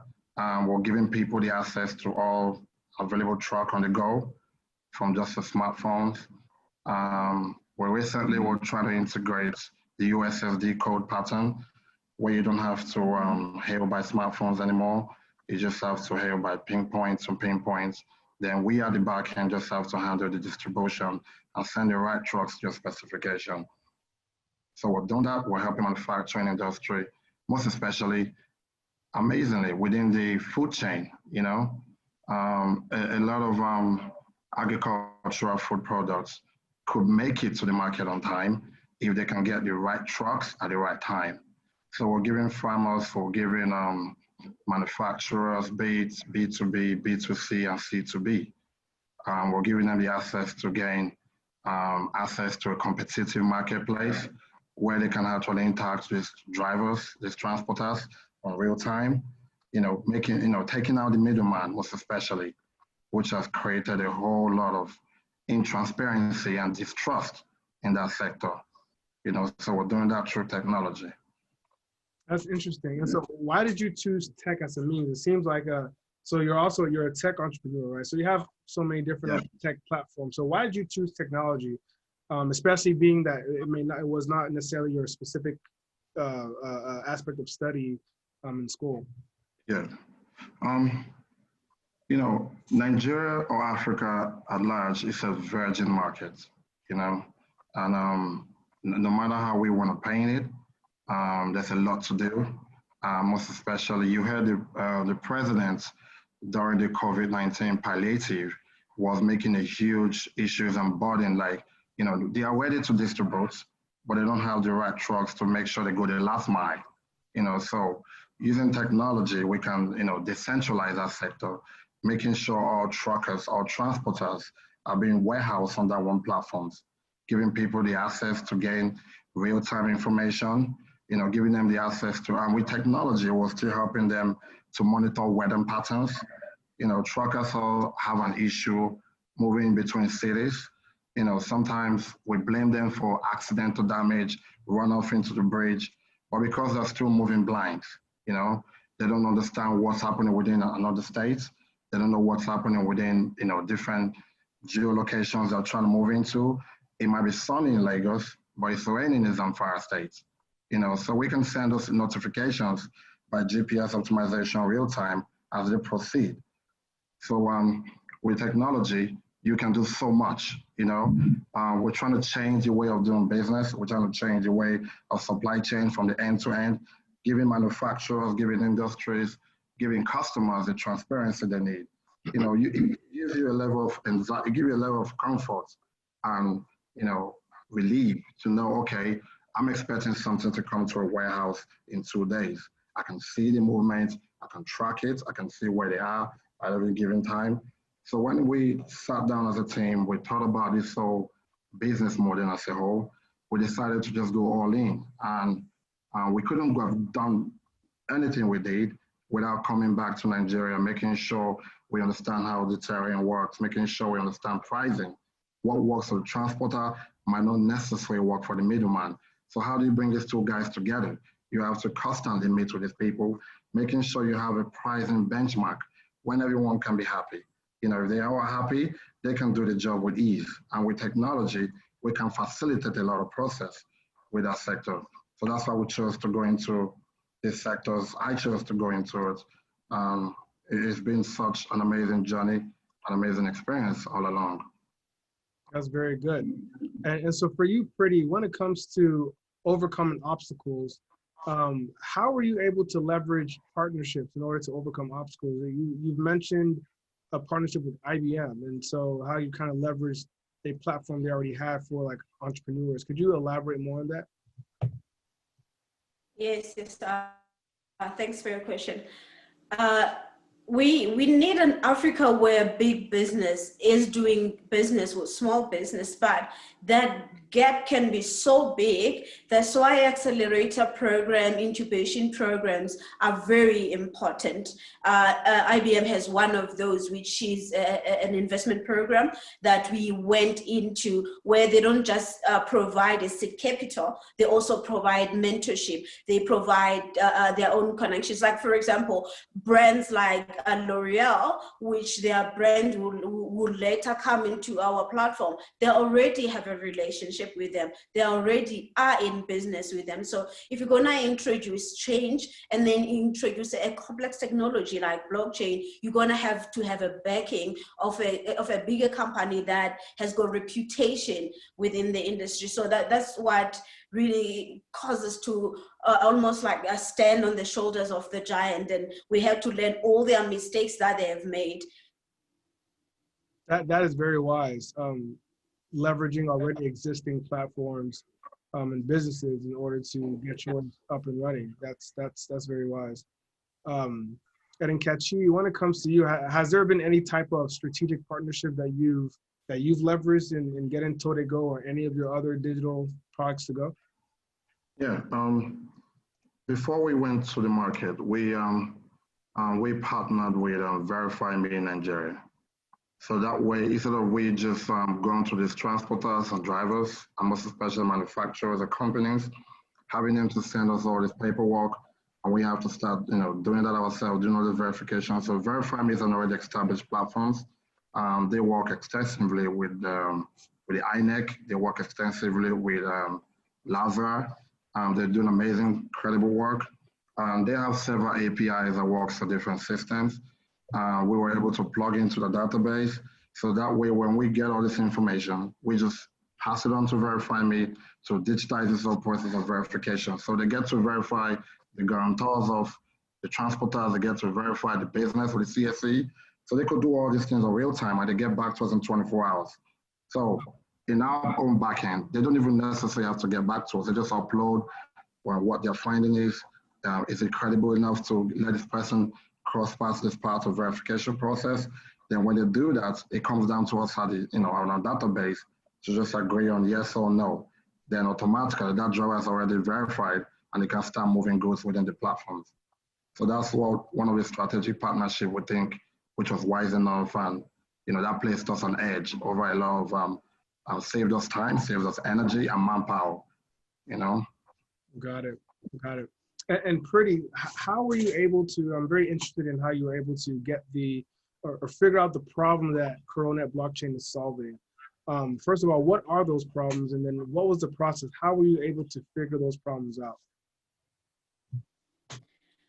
One of the things that we did when we were growing the salon, we took it out of other cities and we placed it here in Sandton, which is like the mecca of businesses. So we had to demo a salon. We had to run a fully fledged salon so that we can totally understand the pain points that a salon owner have to face every day. So a salon owner will travel to China in order to source in person, because if you buy online, because they are online platform where you can order, but the stock is not the quality is not going to be consistent. And I remember these guys don't have really stable cash flows. So if they receive, let's say, $200,000 for a stock, if they buy a wrong stock without that, they have to owe customers. When it comes to insuring the stock, you can't, because you can't prove that is 100% human hair. It is the gray that you say it is. Like if it was in a case of a genuine leather, it would have an authentication certificate. So those are some of the problems that cause them to travel, not spending a lot of money on visa, accommodation, and just travel to go to China to do source, and then their business, their entire supply chain was just fragmented, because you're not gonna find any paper trade. End of the year, a lot of money has passed through their hands, but they buy in cash from these Chinese marketplace, looking like their customers bring cash. So there's no paper trail. They can't be financially included. So now we have to solve beyond the quality of the hair and give them an access to other business system. Like our solution has got an inventory management solution, it's got a booking system. So every transaction that happened in their salon, no matter how small it is recorded, down to the stylists, that some of them don't even own bank accounts. Our retail partners, they can just walk into the cash point, and then they can withdraw their tips and their salaries. At least they have a track record should they want to get financial products later on. That's very interesting. So it seems like you are already in the space, it's operating, whether as a retailer, and then while you were interacting in that space, you were able to start spotting some gaps that they had and some issues, some pain points. And then you started thinking about how you can solve those. And I think I've seen that general trend throughout this entire seminar. Thanks for sharing that with me.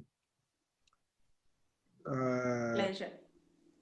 Kachi, I had a good question for you. So how do you find coders?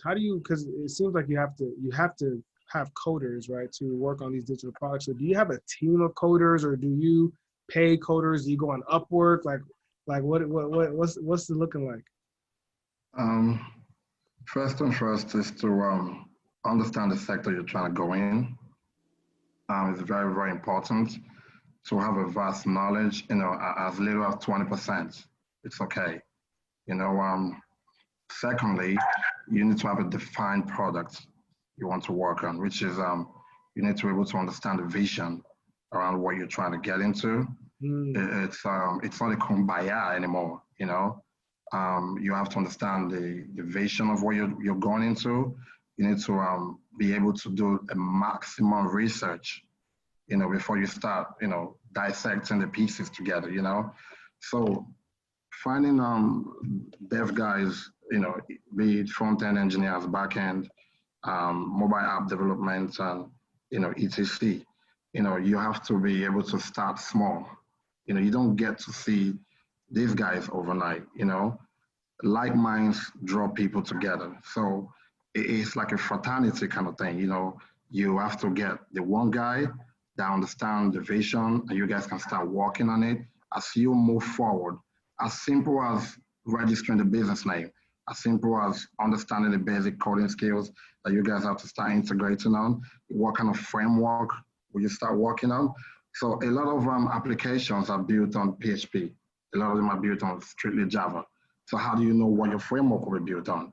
So that little one guy, that little one gentleman can help you scale it down and say, okay, the way this vision looks, it seems we're going to need a full PHP framework for this. So then you know what kind of people you need to start rubbing minds with.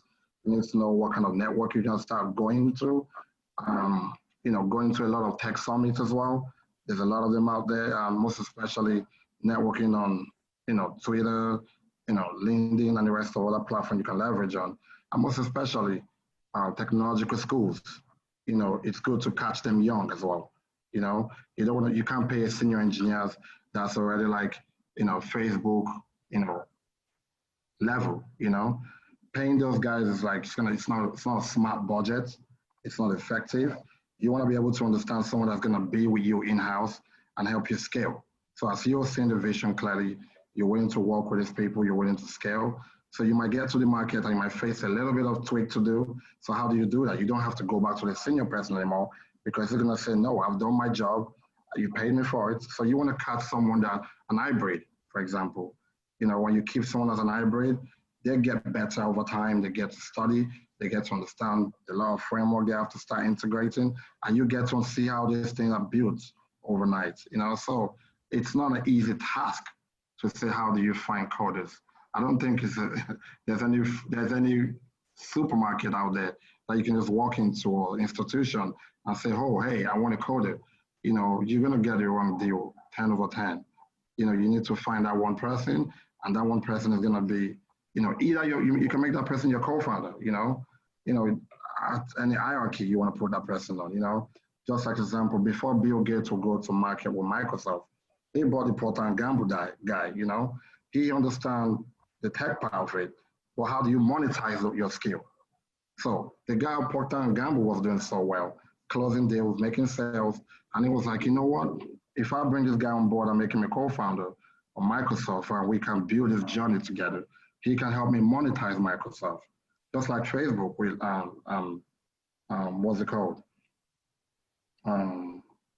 What's his name again?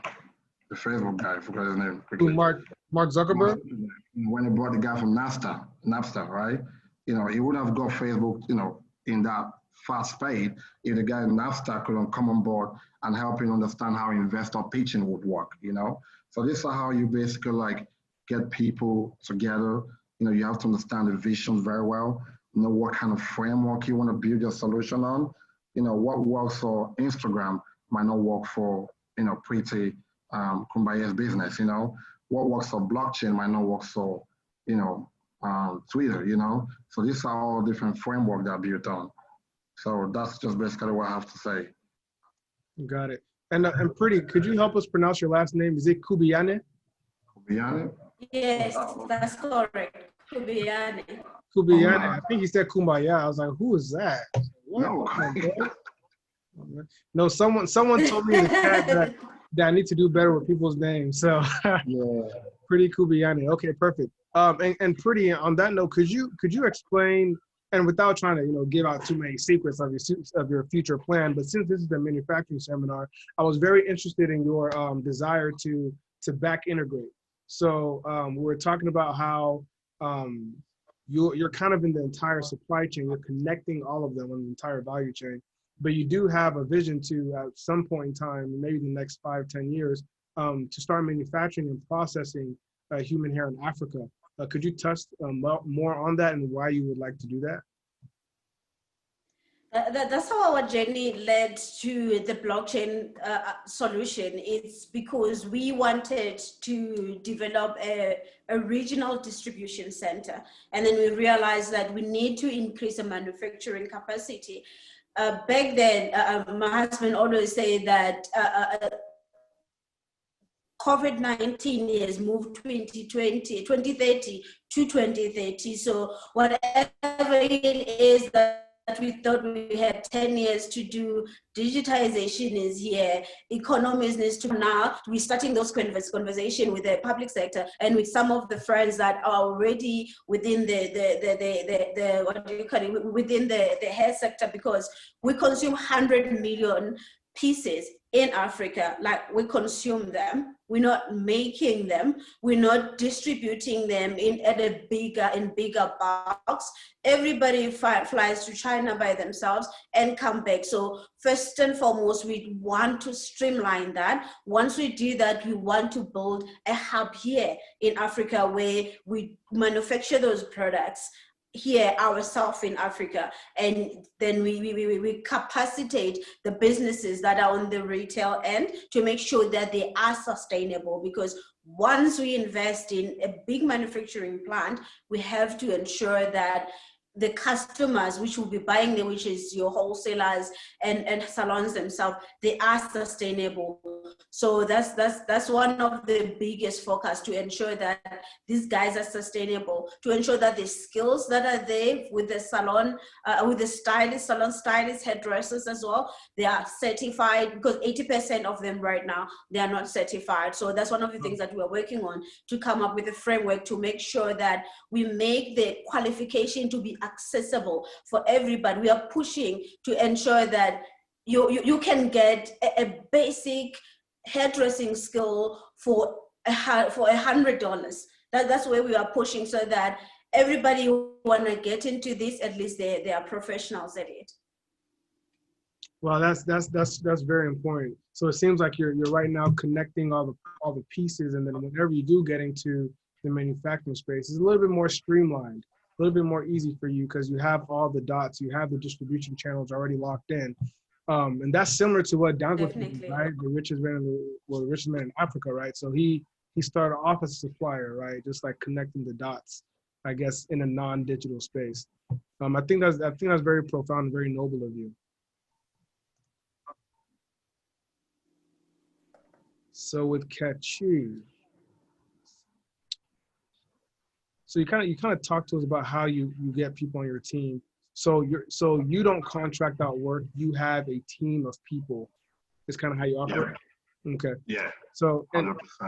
Perfect. And so with you moving back to you now reside in Lagos permanently? Yeah. Okay. And you travel around, right? You travel like yeah. India to the US. Okay. And so what would you advise to people that are trying to move back? Because it's a little bit different. So now you're kind of like in the tech space supporting, industries, including the manufacturing industry, right? Yeah. For example, how Airbnb doesn't own stuff, like they support like the hotel and the hotel industry or whatever. So you don't really own it. You own like digital property. So you didn't really. Yeah. Well, one would argue that you didn't have to move back to Nigeria, right? But you still moved back to Nigeria, which means that you probably saw a need to. So what do you recommend to people that want to start businesses that are probably like either remote? Do you think they should start off remotely or move initially? What are your thoughts? The first thing first is diaspora don't have to only come back home or to their various country only in December. Yeah, I mean. Wait, where are you in Lagos? I'm in Lagos, yeah. Sounds like you're just speaking out of the anger from the Lagos traffic in December. That's why. Don't come back in December. No, like, I mean, there's a lot you could do in January, we used to pass our budget around that time, February, January, Nigeria, or I don't know, other countries used to pass in the new budget for every sustainable year. So coming in December is like all businesses, operations being shut down, management, executives are going on holidays and all that. So there's no seriousness around the country at that time, So you want to come back, if you want to conduct a background research to test your idea, to see if it's actually going to fit the market you want to go into, you want to start building a small team. You want to build capable hands of team. Maybe a two-man team. You don't have to necessarily just yank your stuff overnight and just transfer them. I've been coming back and forth, because I was testing the concept. I was trying to understand how this terrain works. What might work for me or what might work in my eyes might not what the country needs at that time. So I was understanding the starvation within the sector I'm trying to go into. Where do I go into? Do I start buying trucks on my own? Do I put them in the the ecosystem, or do I partner with other companies and help them manage that, or do I go into other space or whatever and just help them in basic technical support they need? But I found out that what people really need is access. So how do you give a lot of 200 million people plus access to a particular sector? Is changing the way we view things, which is digitalizing the whole process. People don't trust the pricing anymore. So how do you do that? You have to build an algorithm, you have to have an adapter installed, So these are things you have to start understanding how it works from A to B, but you need to constantly keep coming. The diaspora, everyone in the diaspora are their country greatest exports. I wish them, they're doing amazingly well, but they need to start coming back, get involved, most especially understand policies. Policies is what drive every businesses, even till today in America, one single policy go wrong, it might mess up a whole food chain. So you need to understand how this policies works. How do you, if you can navigate your hurdle on time, you can survive in the business. So if I see a policy, I understand the market, I can study the patterns and see what committee, is directly handling my sector. So I try to understand what each of those senators are doing, each of those rep members are doing, because everything don't necessarily have to come to the president, because he placed people in a particular location in the arms of government. So one senator might have a bad day and screw up the whole dollar hike in Nigeria. That's how bad it is over here. So one CBN governor and one senator might have a rift, and they might mess up the whole, chain of money out spent in the weekend and hike the price of VATs and the rest of it. So we need to understand, get involved. These are things diasporas can start doing before coming into a business, because you don't want to launch a business in a time of recession. You don't launch a business in a time where a country is trying to loan more money and fuel the economy. You want to understand when to get in and when to get out. So until diaspora is going to start getting involved, coming to Nigeria, not only in December, again, coming more, be here in January, where organizations are serious, be here over the summer, where organizations are serious. I don't think organizations in Nigeria, a lot of the government status quo now, they're trying to wind up and, balance their books. Auditors are busy working because they have to call it off for the year, So when it gets to December, government agencies are going on a break. You can't even register a company at that time. That's how bad it is. So you want to understand when to come in, build a little small man team, and start understanding the background research. What committee applies to you, what sector of the government would you start monitoring? These are things you want to get involved in before you actually put your money where your mouth is. That's what I have to say. Got it. What about you, Pretty? How involved are diaspora in South Africa? Or is there a large diaspora population? Yes, in South Africa, especially within the salon sector that we are currently working into, the skills that we have and within the small business and informal sector as well, there's quite a lot.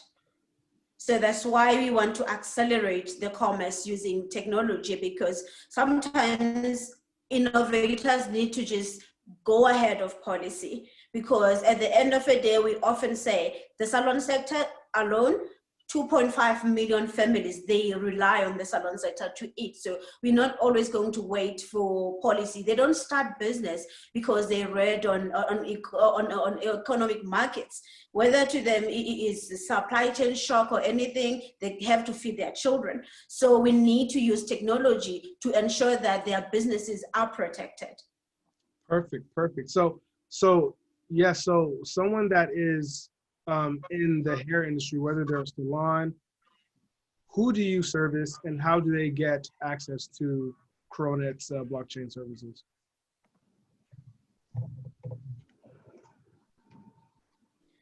So currently we are about to test the MVP that we have just created. Okay. And then within about 3 months or so from now, then we'll be inviting them to come on board to register. We already have been working with quite a lot of salon brands that are on standby to come and register. Similar to how you register into any e-commerce platform where you have to register your business. There's certain things that we'll do to ensure that we screen your business. We will ensure that you get the training that you need, because what we want is sustainable salon business, is ethical products that we can confirm the quality and the content of what goes into the products that are being sold, and ensure that salons, they pay a good price for their products, and ensure that when raw material is being procured, people practice a fair trade. Perfect. So you service salons, and then when you're ready to launch, not a soft launch, but a big launch, maybe in 3 months, salons should come to you, register through your website, and they will be selling or buying hair via an e-commerce platform that is blockchain or Corona blockchain? Yes. Currently, we are also building a manufacturer network across the world, because it's exciting now. You can have manufacturers from Peru and everywhere that are vetted. Their products are vetted. We have our agents going in there, testing the product, ensuring that it's good quality before it's shipped into Africa to whoever is ordering it. So we have that network that we service as well. And then we have retailers, we have salon sector, salon brands, and then we have wholesalers as well, and then stylists, because they provide skill as a service as well, but we require that they work for a salon so that we ensure that they stay, because it's a big staff turnover within the salon sector, because they are working within the stylists, because their work is informal. So now we kind of want to put them in a program where they can stay with one salon at least for 3 years, and then they can get a good certification and a good track record. Perfect. So you service the entire value chain for hair. So if you're in any part of that, if you're a manufacturer, supplier, if you're a salon, you can go to coronetblockchain.com and you can register, put your email there. Whenever they're ready for whatever aspect of business you're in, they will get in contact with you. Perfecto. Definitely. Perfect. And so also for you, Kachi, how does someone get in contact with you for TodeGo?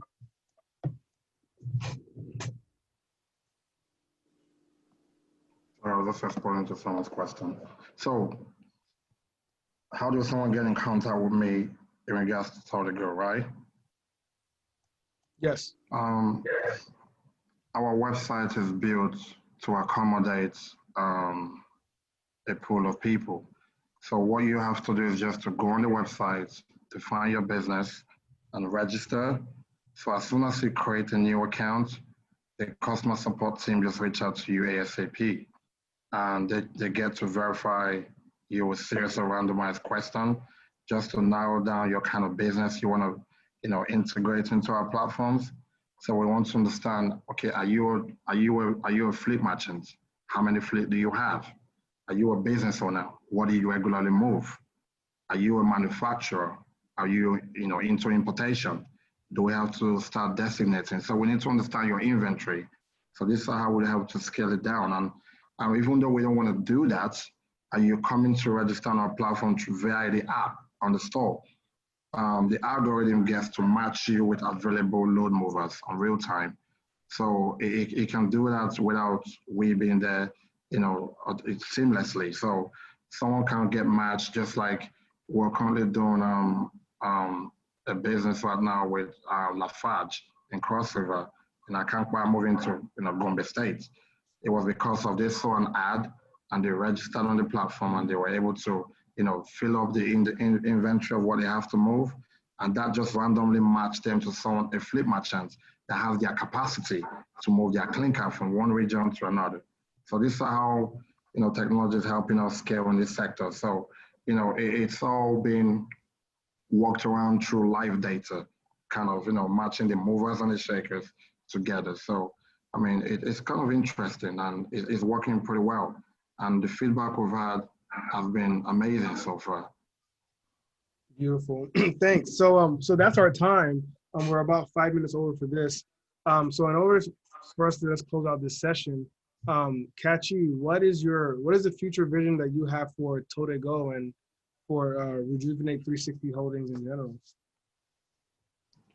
Okay, first thing first, Rejuvenate 360 Holdings is a software company. We have a lot of solutions. TodeGo just seems to be one of the ones that's been flagged off despite this unprecedented time to tackle the whole movement of palliative within Nigeria. So we want to see our company in the next 5 years going head to head into an IPO stage in America. And most especially, we're helping small businesses to scale. We're helping small businesses with inventory monitoring. We're helping a lot of big businesses, such as the banks and the rest of them, giving them business intelligence, helping them understand data and warehousing and analytics.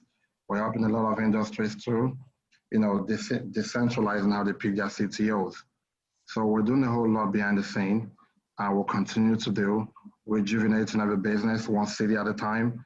So I think what we're doing in TodeGo, we're hoping next 2-3 years, we want to gain the market share as possible when we have to set the frontiers and the pace for how things are moved. The carrier experience have to change. The orientation of drivers, you can see what's going on in the news recently. The death rate is enormous. I mean, there's a whole lot going on within the news. Just in Zamfara State recently, there's a Sharia law passed by the governor that any transporter that drives recklessly and kills someone, then the price is they have to kill that driver. That's unacceptable. But it's going on. It's in Nigeria. It's going on. So because of people are tired of how these drivers are moving around our cities recklessly with no checkmating per se. So we want to try and change that over time. So there's going to be an educational pattern of our arm of company, which we're trying to put together now, where it's going to be a certificate. We're working with local law enforcement agencies, the VIO, the last man, and the rest of them, with the police officers. We're trying to bring them all together that, okay, if any driver goes through these platforms, that means they've been verified, they are well equipped to the right gears, they understand basic science on the highways, they're good to drive. So if you're gonna run them through a check, that means it's gonna be something critical. So we're trying to help them understand that rather than you running away from the law, we can warehouse these people together and understand what the challenges of the government is and see how we can form a curriculum around that. So if we can start quickly and start identifying those reckless drivers and start giving them orientation in real time, that's gonna help us scale that sector so much. Because one thing in Africa I've noticed is there's a lot of genius in us, but I don't think we're exporting a lot of information. You know, we're not giving information. If you go to a lot of companies today, you ask them how much are they spending more on PR, on customer retention, that budget is so low. You know, you want to spend more on information, and not just information. We should know how to dissect information, because as long as we want to pretend, a lot of us have tribal, intertribal issues going on in Africa. So some people will tell you, I don't want to speak English, I want to speak Yoruba, and I want to keep it that way. And they still want to get information from you. So how do you do that? You have to decentralize how you pass those information. You have to scale it down, make sure your information you're passing to people are reaching the last mile. You know, you want to disengage information in Pidgin, you want to disengage information in broken English, Yoruba, Igbo, Hausa, be whatever tribe you want to be, whatever native dialect you want to speak. As long as we're spending more money on information, and that's what we're doing in our company. We're trying to make sure a lot of people understand the business we're into. We're going hard into a lot of organizations now. We're pitching. Sometimes some organizations will tell you, oh, we don't want your business intelligence. We don't want you to do this, but we like you in the information aspect of it. And they want to sign you for that. That's good. That's a win for us. If we can go home to every business and say, oh, at the end of the day, we're giving a business a framework to understand how to product fire. That's information for us. You know, if we do that at no cost, it's better for us within the company. And we're going to continue doing it in 5 years. Got it. Thanks for that. What about you, Pretty? What is your vision for Corona blockchain for you in the next 3 to 5 years? What's your vision for your company? I think our vision as well is to ensure that business that is done in Africa is sustainable, because now things are going digital. We are entering the 4IR season. We have to make sure that nobody is left behind. So we want to ensure that as many salons as possible. We have about 500,000 in the continent. We want to ensure that they run on our system, whether they are making bookings, whether they are traveling, whether they are ordering. Every product that is being sold, whether it's human hair itself and aftercare and other equipments that are going to be sold within our platform. We want to ensure that every product sold, every business participating, and every skill involved within the supply chain, everybody receive inclusive benefits. And I think that's where we will be able to grow faster. Wow, that is amazing. Well, that is our time. Thank you guys so much for spending the time to educate those in diaspora about how to, oh, I'm sure no one is left behind, about how to get started in this industry, in manufacturing and tech. Thank you guys so much, and I hope that you guys, I hope the best for your companies, one, and I hope that you guys continue to thrive. And I'll be in contact with you guys. Thank you. It was a pleasure. Thank you for having us. Thank you. Y'all have a good night. All right. You Take too. care. Thank you. Thank you so much. Thank you, everyone. Of course. All right. Take care, Pretty. Bye. Bye.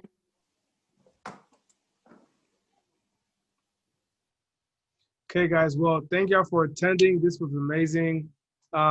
Please give another shout out to Nkechi and Uche, to NAMC and to GABA for helping making this event a success. Thanks for making it through, engaging, asking questions, answering the polls. I think there'll be an event, there'll be a questionnaire for those that attended in your email inbox. just ask. Thank you all for all the great comments in the chat. This was cool. I may do this again. It's pretty fun. Maybe when I have less things to do or fewer things to do. But yeah, thanks for attending.